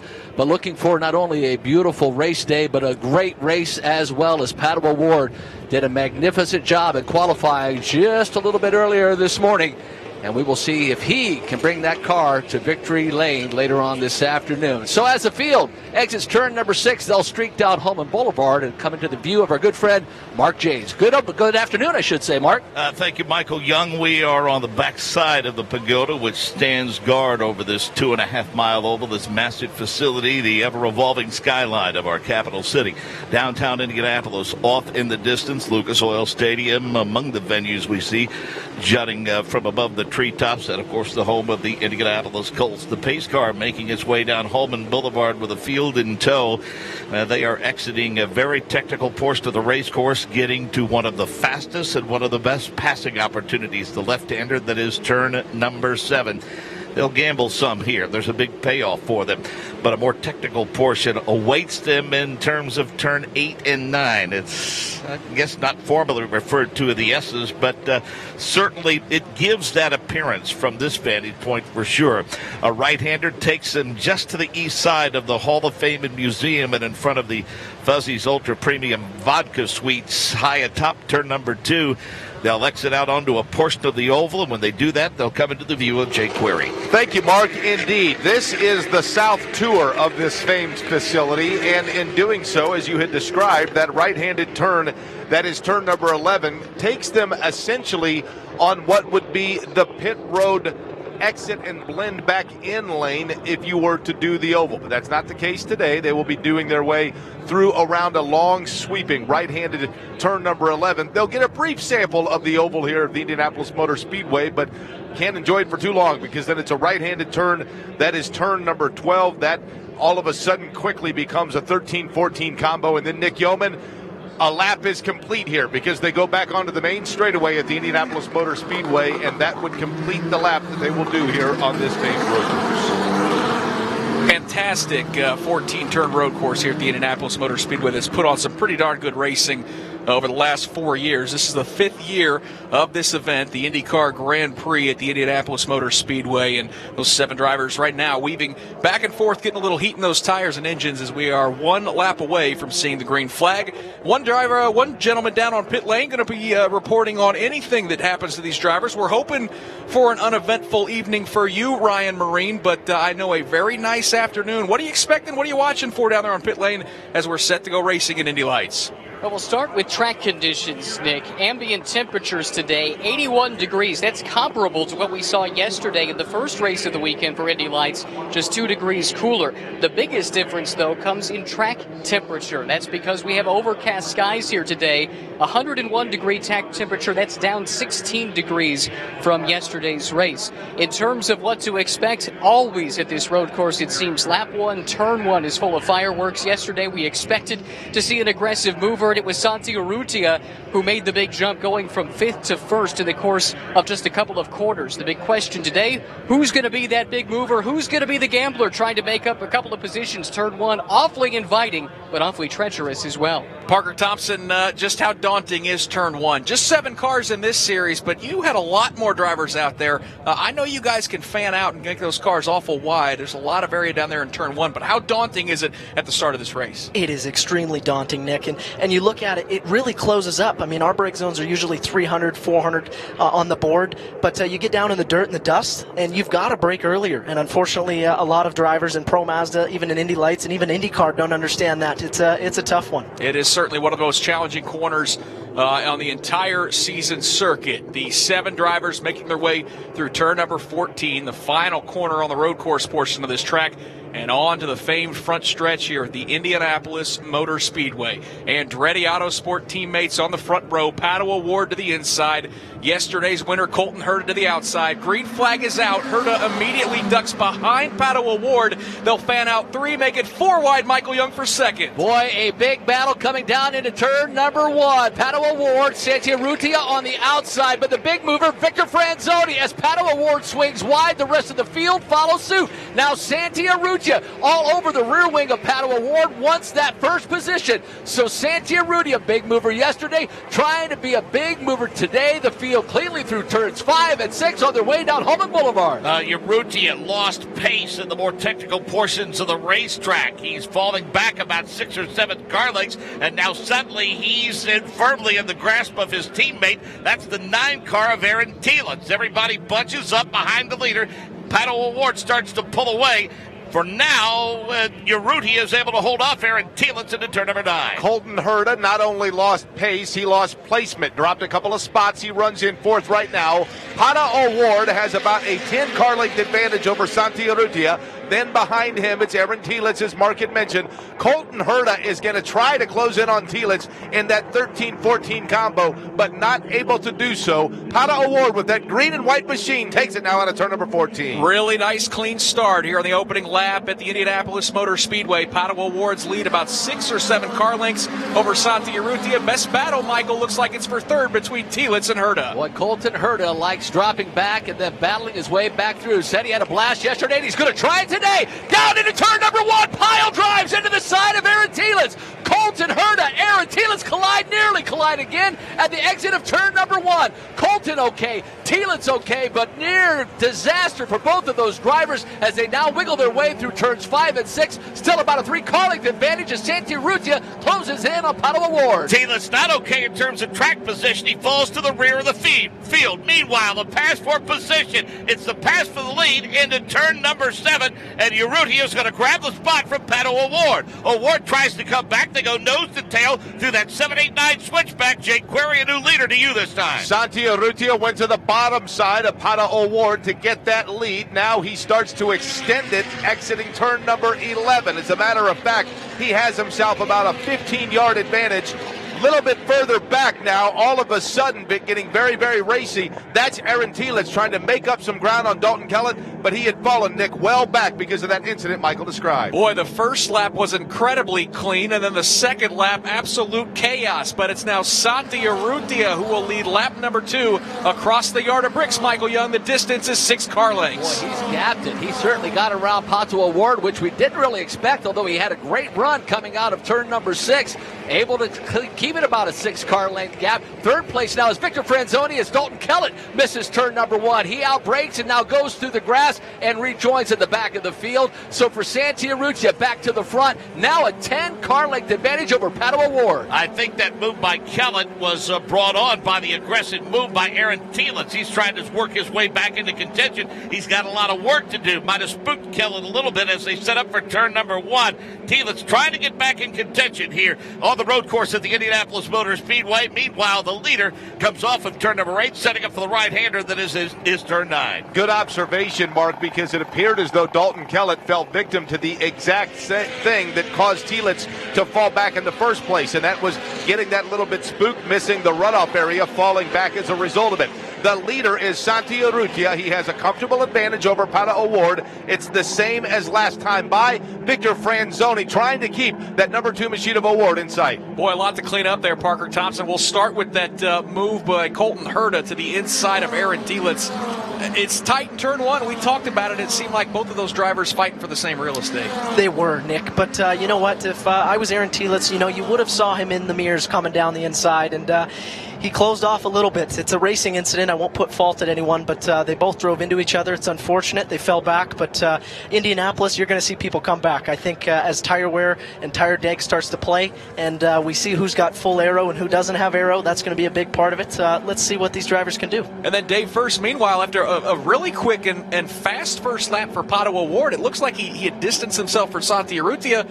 All of a sudden on that second lap, the driver from Uruguay made a strong charge. Well, I think the storyline right now is we have breaking news. Indy Lights is putting on a great show at the Indianapolis Motor Speedway, be it the Freedom 100 or here in the Grand Prix. But the job Pato O'Ward has done, I think he's learned a lot just from yesterday in the race he had yesterday. But he's hanging in there, although he's getting a little pressure now in this battle for second. And Parker, you're getting a good look at a replay of that pass down into turn 7. That's one of the best passing points on this track, right? It really is, but it is very difficult. You look at how tight that turn is, and the job that Santiago did there, he pulled Pato over to the right to go down the inside. That was fantastic. A lot of drivers you'll see just ride that white line, and really you can't go around the outside there, so great job by Santi. The lead for Santi Urrutia at the start-finish line is 0.8 of a second, Michael Young, as they barreled to turn 1. Visibly about the same as Pato O'Ward breaks a little bit later. Last time through, Santi Urrutia had the back end nearly step out on him. He was really hustling it through the exit of turn number 1, cleanly through this time by. We'll see if Pato O'Ward can make up any ground. Had those issues with the car yesterday, was never really able to make up any ground, and now loses about another 3 car lengths to Santi Urrutia. But I think he'll close again. Now this Holman Boulevard straightaway, he has the last couple of times, in fact. Franzoni is the one that's going to have some company very, very soon, as young Mr. Herta appears to be getting his mount underneath him a little bit in a quest for that third spot. So a pretty good 2x2 battle, Jake Query, as they head to the east side of the Hall of Fame and Museum. Oftentimes it is talked about the wind in the south end of the Indianapolis Motor Speedway. It can kind of circulate and get caught on the track right now. They see that wind coming at them as they work their way through turn number 11, and right now Urrutia tries to go through it, does so with about a 10 car length advantage before you get to O'Ward. And then, as you talked about, Mark, pretty good gap back before that second twosome, but Nick, nobody able to make up any ground that time by. Yeah, certainly best battle for the race on the racetrack right now. Looks like it's for third. Victor Franzoni, slim margin, Michael Young, as they all head down the front straightaway towards you and one. Yeah, that was a good move by Victor Franzoni on the start. We saw him go wide, was able to get that third position after that skirmish that we had between Tielitz and Colton Herta. So Franzoni with about a 4 car length advantage. That is the battle for third between he and Colton Herta. Now through turns 5 and 6 go our leader, Santi Urrutia. Pato O'Ward, again, that car length distance, about 12. Franzoni looking for a better result than yesterday. Just didn't have the pace and could do no better than 6. Herta is slowly but surely shaving down that margin a little bit. Turn number 7, not quite nose to tail, about a 3 car length advantage as they wind to the right, then back to the left. Now they'll climb on the binders and aim it toward the short chute of the south end of the racetrack. We'll take a look at that battle again. This is Colton Herta trying to close in on the third place machine of Victor Franzoni, and Herta, in doing so, gets a pretty good run on him heading into turn number 12. Franzoni makes that right-hander, and in doing so, gets that separation once again. But then when they go through 13, it appears as though, Nick, Herta's able to close up just a little bit when they go through curbing. This race is 5 laps longer than yesterday's event, where Colton Herta in 30 laps went from 6th all the way to the lead. Michael Young, he's going to need that time, but he is all over the back of Franzoni. And he makes his move down into turn number 1, forces Franzoni wide. Colton Herta takes him all the way to the curbing, gets around Franzoni for third, move Colton Herta up to that third position. Now he works his way through turn number 4, trying to gap that distance, but a great move by Colton Herta as he took him down to the inside. Colton Herta now third. 5 more laps, and that may just be all that Aaron Tielitz needs to get himself back on the podium in this race. An issue earlier dropped him to the rear of the field, and now I think it's just a matter of time before Victor Franzoni starts to see that car of Aaron Tielitz in the rearview mirror. Jake, he's noticeably closer off of turn number 9. Yeah, Tielitz is becoming aggressive, as you talked about. I think he realizes there's just not a whole lot of margin for error here. But, Nick, what becomes interesting, to Mark's point, if Tielitz wants to get aggressive through the field with those 5 extra laps, how are those Cooper tires going to hold up? One would think that trying to perhaps preserve those and make sure you have some grip in the latter part of this race is going to become something that comes very, very key. Parker Thompson, you run on those Cooper tires in Pro Mazda. Cooper does a fantastic job. We rarely ever see any tire failures, but that is something that you as a driver have to manage in any series of managing those tires for these longer races. Well, you nailed it on the head, Nick. Cooper tires are fantastic, and most racetracks we go to, they stay under us really well, but you've got to have a good handling race car, and the balance here at Indianapolis is really tricky. You can see the cars wiggling around. I mean, they call it Indy Lights, but these cars are a handful. Even the Pro Mazdas around here are really tough to manage the tires and keep the rear under you. So it's going to be really interesting to see how things play out. You know, I say that aero is going to play a huge part of it, just because if they're running light aero, it's maybe going to be good now, but towards the end of the race, that might not be the case. And we saw Colton Herta yesterday make a late race charge, and just like today, we also saw yesterday Santi move out of the way really quick, get out of the draft. He's off to an early lead, but we'll see how that plays out towards the end. Certainly, it's impossible for us to know without being down and looking at those race cars and talking to the engineers of how they set these things up, of knowing what the driver prefers, of how they had these cars set up for this race specifically. But based on Colton Herta's pass, making it down the front straightaway, what does it tell you about maybe where they were leaning with the setup of that car? I think Andretti's are running pretty light if I had to put my money on it. We saw yesterday, they might not be the quickest early, which indicates they might not have the aero on the cold tires to get their tires up to temp. But man, they make late race charges, and you see Pato, he's hanging in there. I don't think Santi's laying back. He's got to charge if he wants to keep his lead. Yeah, Pato Award in that red, white, and green car for Andretti Autosport, bearing down on the rear wing of our leader Santiago Urrutia. They make their way through the switchback, Mark Janes. That battle for the lead shaping up once again. Deep run into turn number 1 allowed Pato Award to really close the gap. Essentially stuck right in the tire tracks, and again, it appears as though he brakes a little bit later than Santi, and they're nose to tail at the exit to turn number 7. They stay that way as they attack the curbing to the inside of the racetrack. They'll attack the curbing again as they exit turn number 9 and head toward turn 10. It looked like Urrutia went just a little bit wider that time by, and Award tried to keep it down more towards the bottom of the racetrack. He couldn't make up any ground. Now he makes up a little bit. That right-hander that's turn number 12, Award has about a 4-car length disadvantage to try to make up. There are some portions of this track that it gets a little bit bumpy here on the south end, but if that's the case and it disrupted Urrutia, Award was not able to take advantage. Previous lap, it was down the front straightaway where Pato Award really made the charge. Michael Young, can he get any closer to turn 1? Boy, yesterday Urrutia was great in the turns. Looks like he's going to be that way again today, but Pato has him coming down that front straightaway. Closes into about 2 car lengths,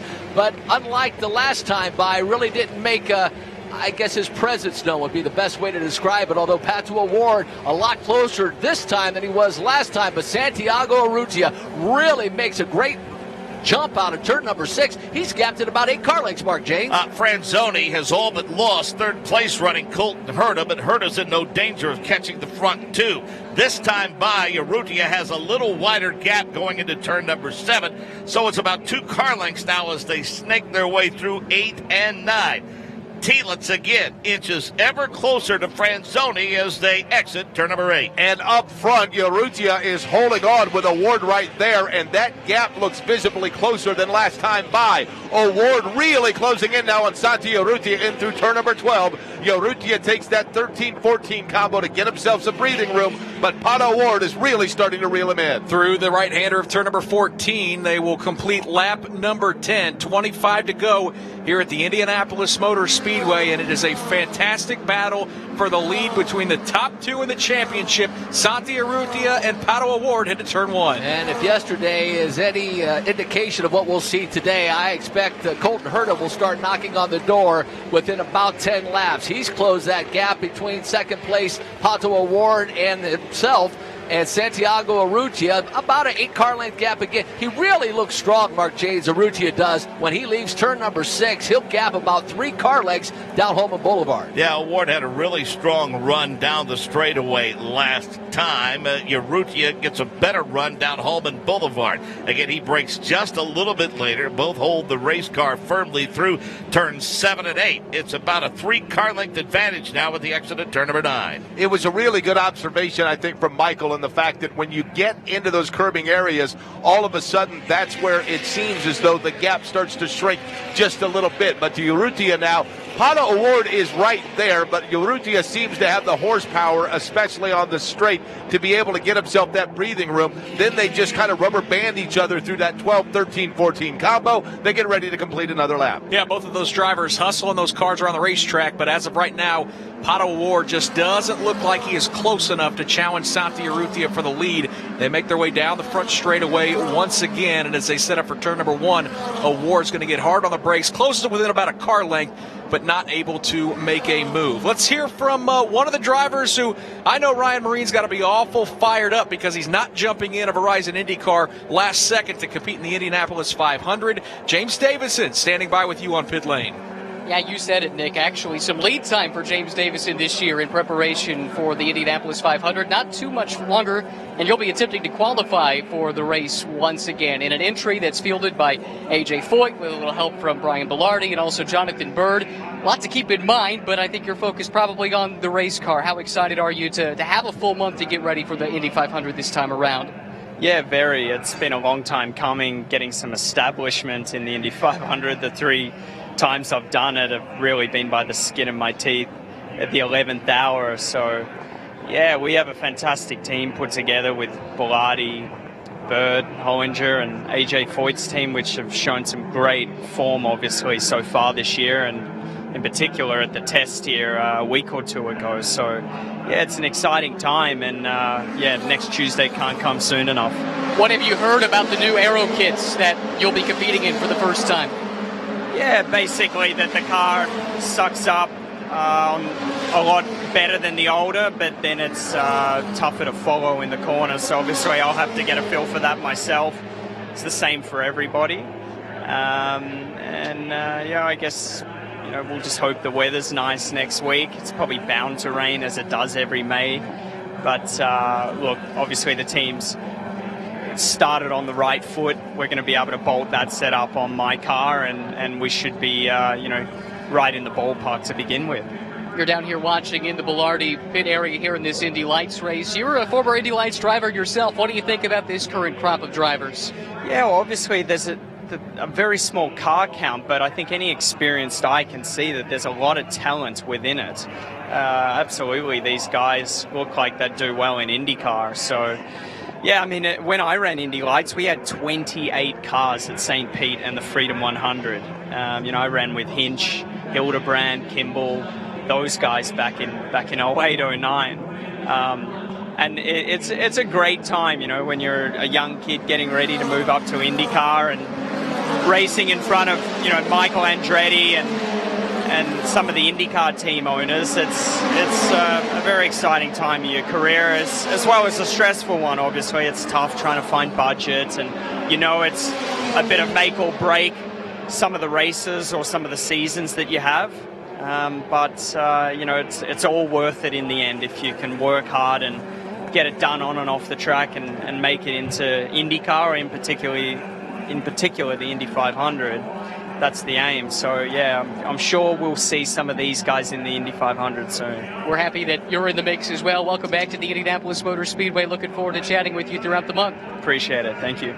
Back to you, Nick. Hey, Mark Janes, what a nice pass by Aaron Telitz just now in turn 7. I had an idea a couple of laps ago that he was coming, and he pulled off the move, Victor Franzoni. Matter of fact, he almost passed him in front of Jake Query where they come back onto the road course in the south end. But, Jake, he was able to get him in front of me last time by. Yeah, and I'll tell you what, he had to lock up the brakes a little bit going into 12 just before he was able to make the move. We'll see how that affects his tires later in the race. Now for Aaron Telitz, the challenge is trying to reel in that podium, but Nick Yeoman, he's got a pretty sizable gap before he can get to that third spot. And meanwhile, Michael Young up front, that 2-horse race for the lead, it looks like it's starting to become a 3-horse battle.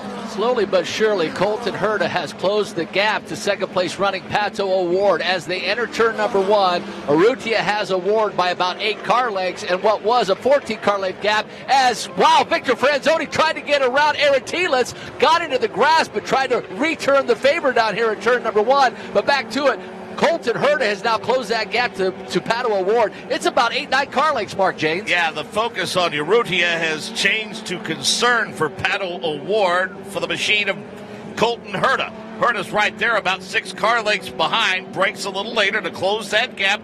Both back into the throttle quickly. So now, all of a sudden, things getting a bit more interesting in the battle for the podium. And Jake Query, you'll see just behind him, that battle between Telitz and Franzoni is far from over. So to recap it right now, Urrutia is your leader. Then it's O'Ward, and behind him, Colton Herta. But things getting very interesting, as Mark had mentioned, in that fourth-place machine.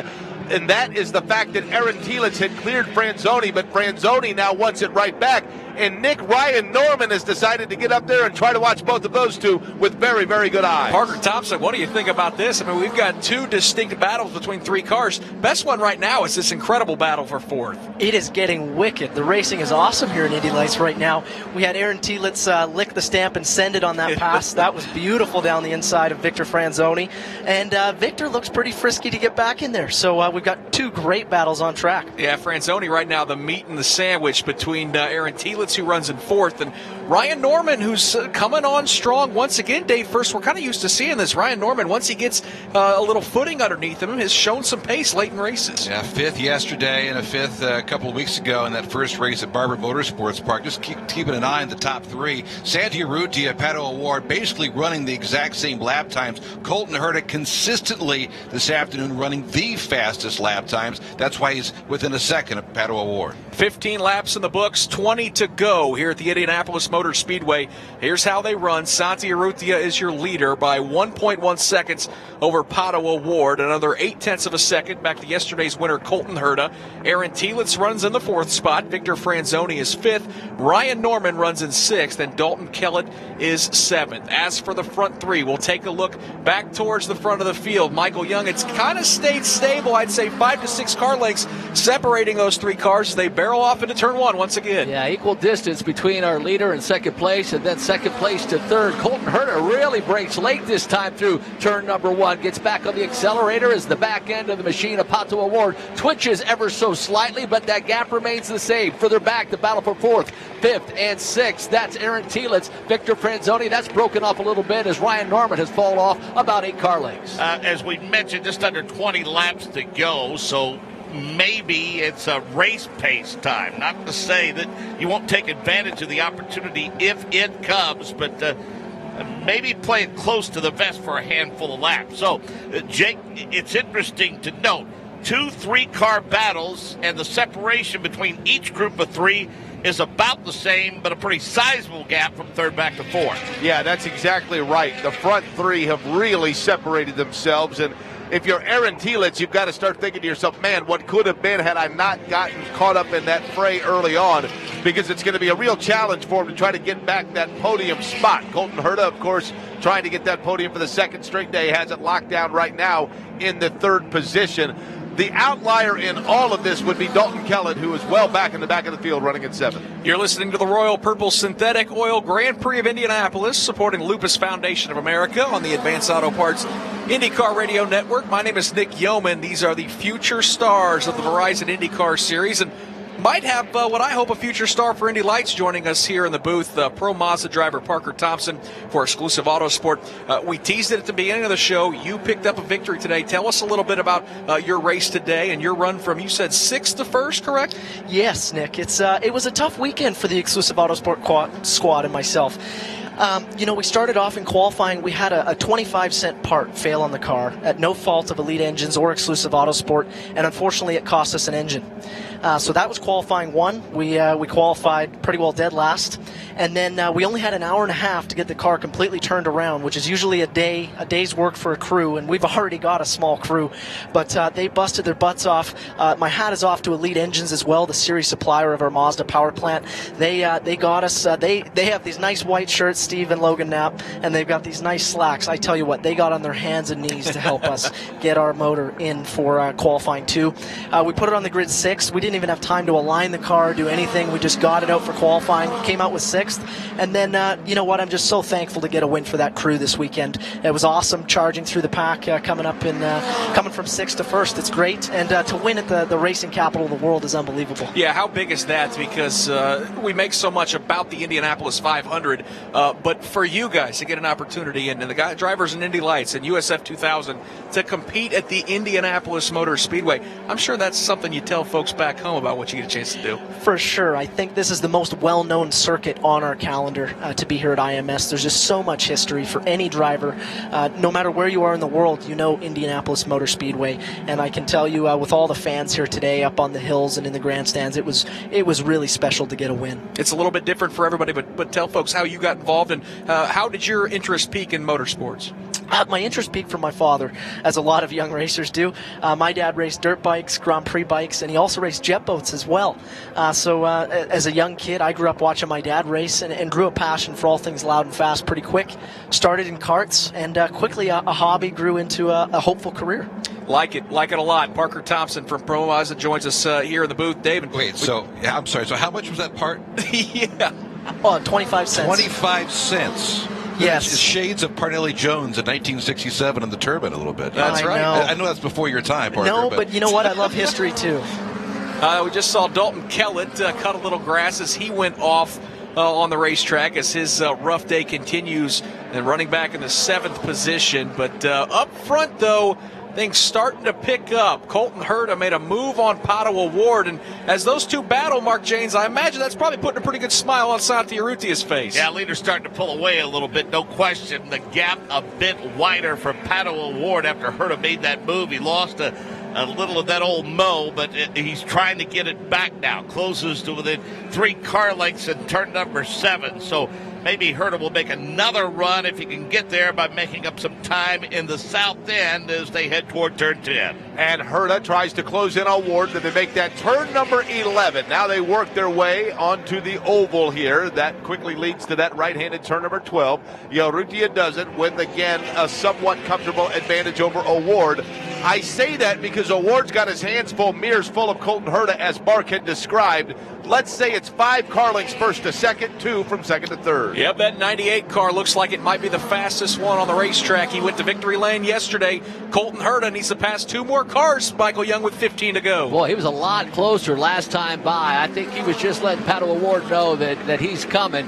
About 2 car lengths gap, he and Pato O'Ward, and Pato O'Ward is really starting to lose touch with Santi Urrutia. I thought he was going to be able to maybe close in, and that has all but gone away now that he's had this tussle with Colton Herta, as the gap now actually extends about 5 car lengths. Nice turn 6 for Pato O'Ward. Yeah, off of 5 in the preparation for 6. Urrutia is able to pull away a little bit from that twosome.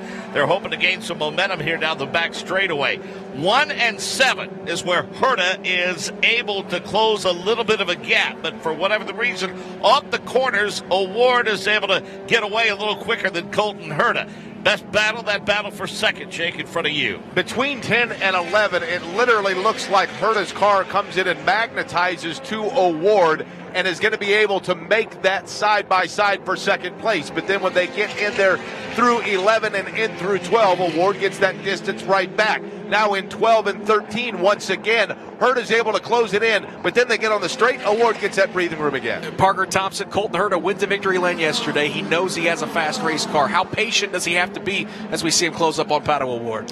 He's got to be patient, but he's got to manage his tires. You know, he's in the aero wash now. Turn 4 is a tire killer if you're behind someone. And you see they're both locking up, and look at that. Colton Herta takes it. Yeah, Pato O'Ward locks up the left front, Michael Young, and Colton Herta looks like he scoots by. It was all about the pressure. Colton Herta was applying the pressure, got in those mirrors, and Pato waited way too late to brake, locked him up, was able to keep control of the car, but Colton Herta made that pass for second, now is on the charge for Urrutia. How fast is he? We're about to find out. Now that he's cleared that battle with Pato O'Ward, does that mean he has enough for Urrutia? Again, a big beneficiary, your leader, of that dust up in turn number 1 that Colton Herta survived. Herta trying to stay in the tire tracks. It's about 7 car lengths now off of turn number 9. How much grip is that car going to have towards the end of this race? And would it be more than Santi Urrutia himself has preserved? Urrutia now works his way with the lead into turn number 12. He does so with a pretty decent gap back to Colton Herta. But Nick Yeoman, as you talked about, Colton Herta seemingly is coming here, and Santi Urrutia is well aware as he works his way through 14. And Dave First, of course, the bloodline really strong for the second-generation driver, Colton Herta. He's gone to victory lane already a couple times in Indy Lights in his career, and he's got some interested eyes. Not only his father, but a couple good car owners as well. Just keeping an eye. Maybe Parker can chime in on this. That pass that Colton made on Pato, what are the odds Pato was looking in his rearview mirrors and realized, wait a minute, I missed a braking point on that? 100%. Yeah. You nailed it on the head. And unfortunately, you don't see Pato make many mistakes like that, but that's all that is. I think really all Colton was trying to do was get a little air on his front wing and shadow the mirrors of Pato, and it worked out great. And honestly, if Herta wanted a chance at winning this race, he needed to get around Pato quick, and he made quick work of it. These are the top 3 of the championship as well. Pato O'Ward, who sits in third, came in as the points leader. Santi Urrutia, your leader, entered today second in points. Colton Herta, who might be the fastest car on the racetrack, Dave First, he enters this weekend third. Those are the 3 drivers that have kind of separated themselves so far in the first 5, make it 6 races now, as the 3 that we're going to be watching for this championship all season long. Don't be surprised if the last 2 races of the season at Portland, we're going to be talking about those three battling for the championship. But consistently in today's race, Colton Herta has been 2/10, 3/10 quicker than the rest of the field. He's 1.3 behind Santi Urrutia, trying to reel him in here in the last 13 laps. Just saw a slide off for Ryan Norman, who's in the 6th position. The good news for Norman is Dalton Kellett is not close enough to challenge. And we just saw Colton Herta turn the fastest lap of this race. And Parker, that comes on lap 23, if that says anything about the pace of that race car. Well, it's a shadow of yesterday. You look at Colton now as the tires wear. He just seems to manage that tire deck so well compared to the competitors. It's going to be really interesting. If I was Santi, I'd be scared of that blue car coming up in my mirrors. And yesterday, those two put on a tremendous battle as Santi Urrutia made that car about as wide as you could possibly make it, moving left and right. And defending quite a bit. Ultimately, it wasn't enough to hold off Colton Herta, and boy, it looks like we've got another showdown here on the 14-turn road course at the Indianapolis Motor Speedway. And the good news, Dave, first is Colton Herta's got plenty of time. We've still got 12 laps, and this is a big racetrack with lots of good passing spots. A big racetrack, a lot of time, and again, if he's making up 2/10 every lap, he's 1.1 behind right now. I mean, it's only going to be a matter of time before we see another battle between that 98 and Santi Urrutia. Through turn number 14 and back onto the front straightaway here at the Indianapolis Motor Speedway. Pretty impressed. Those grandstands starting to fill in, Michael Young, as folks are getting ready for the INDYCAR Grand Prix, but they're going to be treated to one heck of a battle here with 11 to go. Oh, I agree. Before this is over, I believe Colton Herta will have a little something to say about who goes to the top of the victory podium today, but the fans are really streaming in this J&H stand down here in turn number 1, oval turn number 4, as the field starts to make their way through turns 4, 5, and 6. But it's great, Mark James. You look around this place, and there are people everywhere this afternoon. Yeah, certainly they figured out over the past couple of years that turn number 7 viewing mound that snakes through 8 toward 9 is a pretty good place to set up shop. A lot of folks starting to fill in that side. There's a little grandstand just to the outside of turn number 7. That is filling up as well. Of course, Sarah Fisher's indoor karting setting up in the fan zone here at the Indianapolis Motor Speedway. A lot of folks enjoying that today. So a great crowd taking advantage of pretty good weather conditions, Jake Query. And what they're seeing right now is Colton Herta trying to reel in on the leader, but again, not being able to do so. We're talking about Santi Urrutia with the lead. Pata O'Ward enjoyed it for part of this day, but Herta got around him, and now O'Ward is having a difficult time, Nick Yeoman, keeping those front two in sight. Colton Herta trying to sweep the weekend here at the Indianapolis Motor Speedway. The Royal Purple Synthetic Oil Grand Prix of Indianapolis supporting Lupus Foundation of America. Really cool to see one of the world's leading lubricant companies, Royal Purple Synthetic Oil, jump on board. They're helping to pump the purple during May's Lupus Awareness Month to spread word on this mysterious disease and raise funds for lupus research and education. Lupus diagnosis is difficult. There is no cure. All cars this weekend in the Mazda Road to Indy displayed a special decal in support of the Lupus Foundation of America, and the hashtag Race to End Lupus was utilized throughout the event. Fans and drivers and teams can show their support by donating via a special webpage at lupus.org/racing. So it's been a really cool initiative this weekend, and awesome to see Royal Purple jump on board. A couple things we also want to remind you of today for our Sirius XM listeners. Next Saturday's Indianapolis 500 qualifying broadcast will be moved from Sirius 214 to Sirius 217. XM 209 remains unchanged. So again, for all of our Sirius XM listeners, if you want to hear qualifying for the 102nd Indianapolis 500 on Saturday, May 19th from 11 a.m. to 6 p.m., make sure you tune in to Sirius 217 and XM 209. At the start-finish line, 9 to go. The gap is 0.6 of a second. Michael Young, the battle for the lead. Boy, he's really made up a lot of ground, does Colton Herta this time. Really gets on that rear wing of Santi Urrutia, just like yesterday, slowly creeping up to the rear wing of Santi Urrutia. It looks like Colton Herta really has the car, but here's the key out of turns 5 and 6. Santi just gets about a 2-car length gap. Not so much, though, this time, Mark James. His best positioning on the racetrack in terms of what his car agrees with, clearly turn number 1. That's where he's been able to close the gap, I think, most decidedly the last few times. Not so much in turn number 7. Santi a little quicker through this portion of the race course. About a 2-car length advantage as they exit turn 9. Well, the real question here, and Parker might be able to field this one better than I, and that is, rhetorically speaking, I'm watching thinking, if Colton Herta knows he's going to have a chance to pounce, does he do it now, or does he lay in wait in these closing stages and make the move late before Urrutia would have time to make it up? Urrutia right now a 3-car length advantage over Colton Herta. I think that's a great question, but I'm gonna comment and say that if he waits any longer, that aero wash is really gonna hurt his tires. He needs to get the job done quick, and it looks like he's got to run right now. Here he comes, Michael Young, down to turn number 1. They're both outside of the wall, and they take a look to the inside. This time, Santi Urrutia locks him up into turn number 1. Colton really didn't have an opportunity to pass him as they ran down that front straightaway.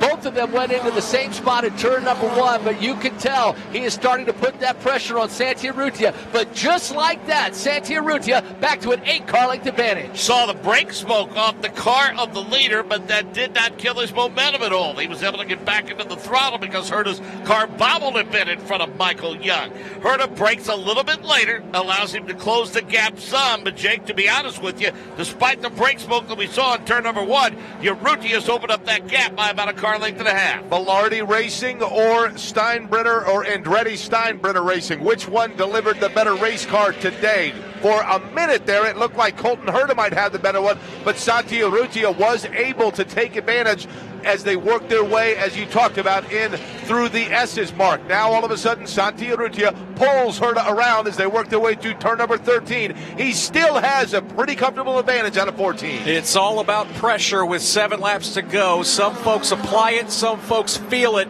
Santi Urrutia's got to be feeling it, Michael Young, as Colton Herta tries to pressure him into a mistake. About 2 car lengths, the gap between Urrutia and Herta that time. Herta really had a good run on him last time, but not so much this time. I think he'll kind of lay in wait maybe this lap. Size Urrutia up again, get those Cooper tires back underneath him. But Colton Herta certainly has a fast car, but this time coming through turn number 6, that gap is down to 3 car lengths. Really good run off of turn number 5. Don't know if it's enough to make the move into turn number 7. Urrutia moves up, Herta stays right there. He's in the tire tracks. Both climb on the binders. The car glides to the left. They'll attack the curbing as they swing it back right. Herta right there in the tire tracks, about a car length and a half. Now they put the left sides on the curbing. Now back to the right as they swing through that SE portion of the racetrack. Meanwhile, Ward off of the grass. He's able to get right back on. Herta all of a sudden now is going anywhere Urrutia is, and Colton Herta is seemingly trying to look at every angle. He is right on the rear wing of that number 5 machine.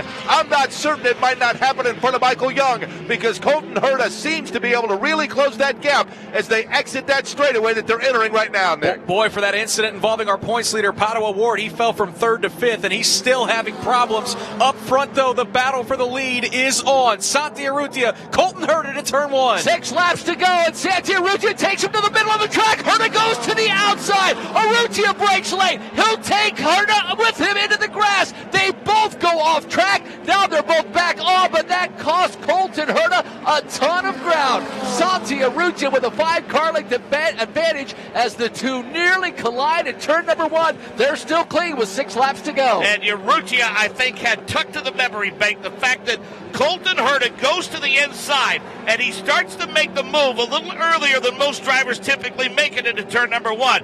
Urrutia stole that portion of the racetrack on approach and prevented Herta from making that move.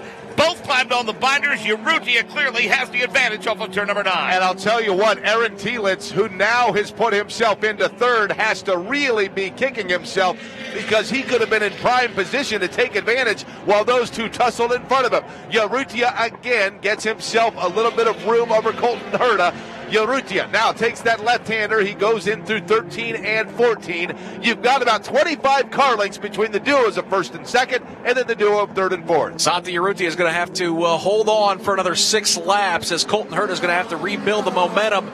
Meanwhile, though, Ryan Marine, disaster striking for our points leader, Padua Ward. I'll tell you what, Nick, what a difficult weekend it's turned out to be in terms of racing, at least for Padua Ward. A couple of poles, but it looks like no results to show for it. He came into the pits with a left front tire that appeared to be down on air. The team took that tire off, put a new Cooper on, and sent him back out. But in terms of any kind of hope for a successful finish today, the day is effectively done in that capacity for Ponto Award. Back out on track, but well down the order. That's certainly a tough break for our points leader as he is now falling a lap behind as Santi Urrutia and Colton Herta swing by. And Dave, first, that's going to be a big hit in the championship. Big time hit. If he finishes 7th right now, as we head to the next race, he's going to be down 5 points to Santi Urrutia. So a very costly weekend points-wise for Pato Award. Meanwhile, Parker Thompson, how about this battle for the lead? I mean, those two nearly took each other out down in turn 1 a couple laps ago. Oh, and I feel for Colton. He tried the outside move. He looked like he had something to maybe make it stick, and they both overshot. It's tough. Breaking down there, you just never know, and especially with tire deg as the race wears on. You maybe started the 300 board, move it back to the 400, but they were both well in deep there. Let's see if Colton can mount another comeback. And for those two not to take each other out when they both go a little too hard to the corner, that's something that you just don't see very often. It shows that those drivers are taking care of each other, but we're watching. Colton Herta is right there. He really is. He looks like he's managing his tires better towards the end of the race, but Santi is a guy that you can just never count him out, no matter where he qualifies, no matter where he's at in the championship. Him and his engineer Tim Neff down at Bilardi do a fantastic job together. They've been working together the last few years. They know each other really well, and he's on the cards. He's blocking. Whoa! Oh, look at this, Mark James, as they head to turn 7. Drag race into turn number 7. Herta tries to go to the outside, and Santi brushes up just a little bit. Side by side at the exit of turn number 7. Herta all over the curbing, both to the right and the left. They go side by side, make contact over 9. Urrutia got a little bit loose as they work their way now. He's going to squeeze Herta down to the bottom of the racetrack in turn number 12. Colton Herta now has to tuck back in behind Santi Urrutia. What a move from that number 5 machine. Got a little bit squirrely. Forced Herta to do the exact same. Now Colton Herta in through 13 and 14, trying to reel back in and get another shot at Santi Urrutia. These two drivers are putting those cars side by side at parts of this racetrack we haven't seen all weekend long. Across the yard of bricks, 3 to go. Colton Herta, Santi Urrutia side by side into turn 1. Herta's on the outside, Urrutia's to the inside. Herta will outbreak him into turn 1. Urrutia takes him all the way to the curbing, but Herta has an 8 touch. Urrutia goes around as Colton Herta moves through that exit of turn number 2. What a loss for Santi Urrutia as they both battled side by side through the exit of turn number 1 and 2. As they touch, Urrutia goes around. Colton Herta takes the lead. Parker Thompson, it was really only a matter of time. I mean, those two battling so incredibly hard. 3 laps to go. It was go time for Colton Herta. Santi wasn't really doing him any favors. I mean, those drivers both making those cars awful wide. Yes, and no, Santi was not doing him any favors, especially as they went through turn 11 there. Santi did squeeze Colton quite a bit. We'll see if we can get a replay a little bit later. But then turn 1, oh, that was tight, as we're seeing a replay right now. Racing incident. They were both going for the same line, and unfortunately, one of them it didn't work out for. Yeah, you're getting a good look at the replay here as they exited turn 1. Santi kept that car right to the curbing, and there wasn't a whole lot of track for Colton to go. No, there wasn't. And, they were both side by side. Sometimes as racers, we forget that. And you're racing for a win with 5 laps to go. You've got a driver that's a hurt duck a bit. He's managing his tires, trying to get home, and you've got a driver charging through. Colton hasn't had the best start to the season. He's been quick, but he is behind in points. So he's really using this weekend to his advantage to get the championship back. After the spin, Santi Urrutia not only lost the lead, but he fell out of podium contention as Aaron Telitz has been the big winner. He moves up to the 2nd spot. Victor Franzoni is to 3rd, and Santi Urrutia back to 4th. Dave first, boy, 2 days in a row, and we've had incredible Indy Lights races. An incredible race, and I tell you what, Pato Award's not looking so bad now because of Urrutia losing a couple positions. All of a sudden now he's back in the points lead if things end the way they do. It's a 1-point advantage over now Colton Herta, who would be 2nd in the overall points championship. This is a long championship, but boy, this championship battle has been so incredible through 6 races. Yeah. It's been a lot of fun. After this race, they'll head to the Oval here at the Indianapolis Motor Speedway for the biggest race of the year, the Freedom 100, where all of these drivers want to score a victory here at the Indianapolis Motor Speedway. Meanwhile, up front, Colton Herta navigates turn 12, the left-hander, and then the kink through 13 and 14, back out into the front straightaway, Michael Young. Colton Herta is going to see the white flag, 1 to go here at the Indianapolis Motor Speedway. Well, say what you will, Nick Yeoman. 7 cars in this Indy Lights field, but they have put on a heck of a show for the race fans this weekend. Colton Herta, 2nd verse, same as the first. Fell back 6 to sixth place yesterday, fourth today, and is able to hustle his way back up to the front and to take the lead. A great run for him and a brilliant job getting around Santi Urrutia in turn number 2. He makes it through turns 5 and 6 for the final time. He's passed a few cars in doing so. That's Pato O'Ward running just behind him.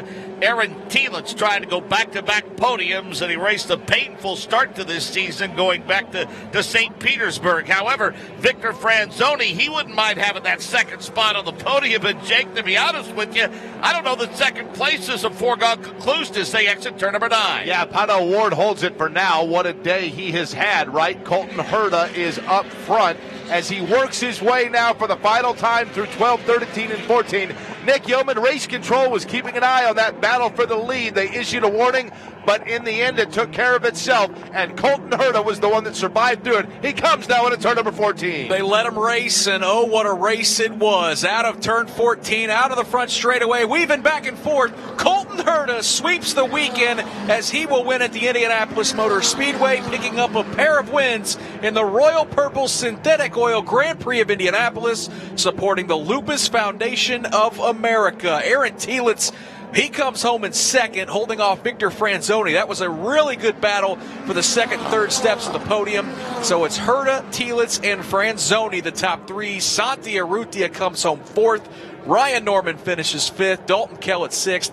Pato O'Ward, a very disappointing 7th place. Parker Thompson, that was one whale of a race. Your first time up here in the Indy Lights booth, we may have to have you up more often if they're all going to be like that. Well, thank you very much, first and foremost, for having me up here, Nick. And what a fantastic race. A great drive by Colton Herta and great battles the whole time. I mean, we talked about the racing action the entire time I was up here. So what an awesome race they put on. And Dave, first we see Colton Herta on the back straightaway. He's going to do a little donut action. He's doing some donuts in the backstretch down Hellman Boulevard. If everyone behind him can doesn't just stay out of the way, that'd be nice. But Colton Herta came into this with 2 career wins. Now he's got 4, and he is a big-time player now as we move throughout the course of the season. Coming up, Road America in a couple of weeks, of course, the Freedom 100 in a couple of weeks as well. But big-time player in this overall championship. Could be a big year for Colton Herta. While we wait for Colton Herta to make his way to victory lane, Parker Thompson, want to give you a chance to talk about, again, this Pro Mazda ride, some sponsors that you have,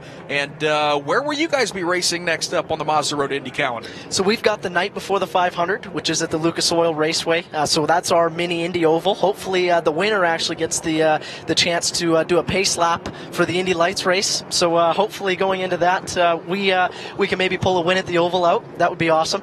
But really, I would not be here in the position I'm in if it wasn't for Exclusive Autosport. They've given me this awesome opportunity. They're a Canadian team, the only Canadian team on the Mazda Road to Indy. They were brand new to the USF2000 category last year. This is their first year in Pro Mazda, and they brought me up with them. We finished 3rd last year in USF2000, and I'm just so proud to lead this team into Pro Mazda now with the points lead in the championship. Well, a fantastic job up here with us. You're welcome anytime. Congratulations on the win today, and enjoy the rest of the weekend. And I'm looking forward to hoping seeing you in Indy Lights and eventually IndyCar very soon. Thank you very much, Nick, and thanks to the rest of the crew. It was a pleasure being up here with you guys. A lot of fun. Parker Thompson, Pro Mazda driver who went to victory lane today, and that's exactly what Colton Herta has done here at the Indianapolis Motor Speedway as we wait to see him pop out of that race car day first. This is a young man that a year ago we saw the pace from Colton Herta, but we also saw a lot of mistakes. And this weekend he had the fastest car, no doubt about it, and really had to earn these victories. And most importantly, took care of that race car. Yeah, you go back to the start of 2017 when he did so well on the streets of St. Petersburg, Florida, and we're just automatically thinking, oh my God, this kid's got it, you know. But then you saw some of the immaturity come into play the rest of 2017. That has changed. He's a different kid, and he's still a kid. He's only 18 years old. But you can just tell a little bit different driver, and so far so good. I mean, to come out of here with a sweep this weekend, the Grand Prix of Indianapolis, I think that speaks a lot. So Santi Urrutia, we see him walking his way down to pit lane, now chatting with his team owner, Brian Bellardi.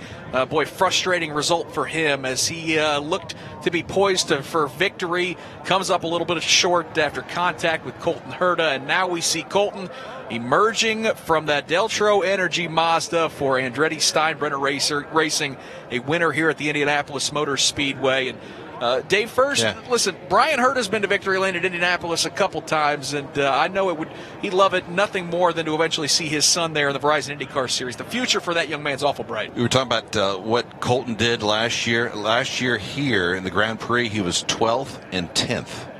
This year, a year later, a sweep. It's the kid's growing up before our eyes. There's no question. Yeah, that's awful big. Here's how they end today. Colton Herta is your winner as he scores his second victory of the season, I should say. He already had a pole position earlier this year as well. So it's a big points weekend for Colton Herta. He's your winner. Aaron Telitz comes home in second. Victor Franzoni was third. Quiet second and third place finish for Aaron Telitz and Victor Franzoni as they kind of kept those cars out of trouble. Santi Urrutia finishes fourth. Ryan Norman, he had some problems along with his Andretti teammate Dalton Kellett with some off-track excursions. All told for Andretti, they pick up the win, but also have to be a little disappointed to see Norman in fifth, Kellett in sixth, and then Pato Award in the seventh position. Up next for the Indy Lights, as we talked about, it's off here to the Indianapolis Motor Speedway on the oval for the Freedom 100. Then it's a pair of races at Road America. The Indy Lights Series will get to compete on the ultra-tight bull ring at the Iowa Speedway.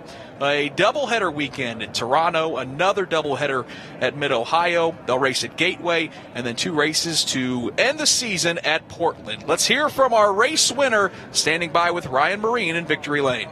That's right, Colton Herta sweeping the weekend here at the Indianapolis Motor Speedway.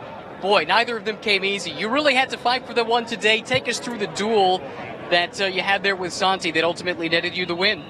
Man, that was incredible. Yeah, I thought I couldn't top yesterday's race, but I think I had more fun in this one. It's hard fought, just fully focused the whole 35 laps, and man, I'm so sweaty after that one. I can imagine so. Now, I saw you exchanging a few words with your father after that race. What was his message to you? Oh, he just told me it was all clean. I was in the clear on that one. We made some contact, but it wasn't my fault. And yeah, I mean, Rubbin's racing. Sometimes it happens, and sometimes you're better off.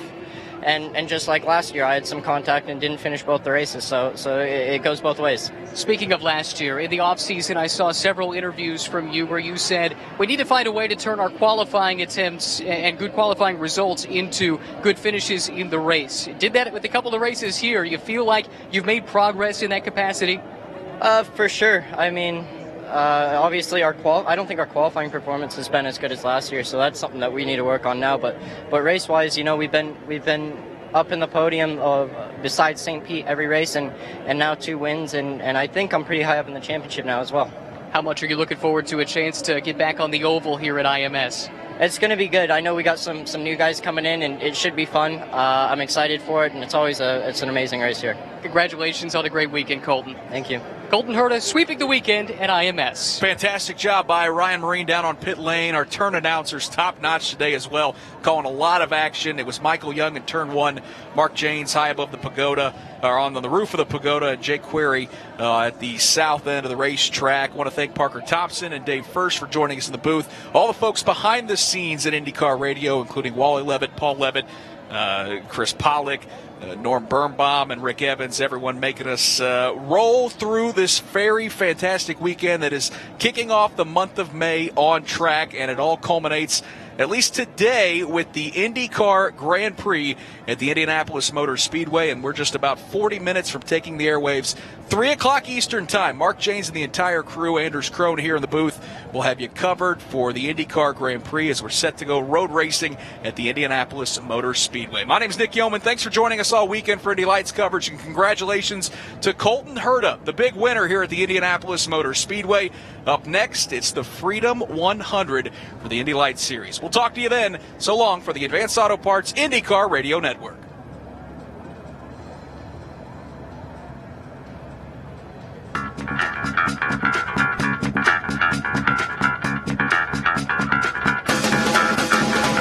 IndyCar Radio on the IMS Radio Network.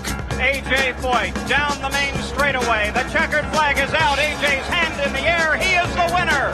A.J. Foyt at Indianapolis has won his 4th 500-mile race.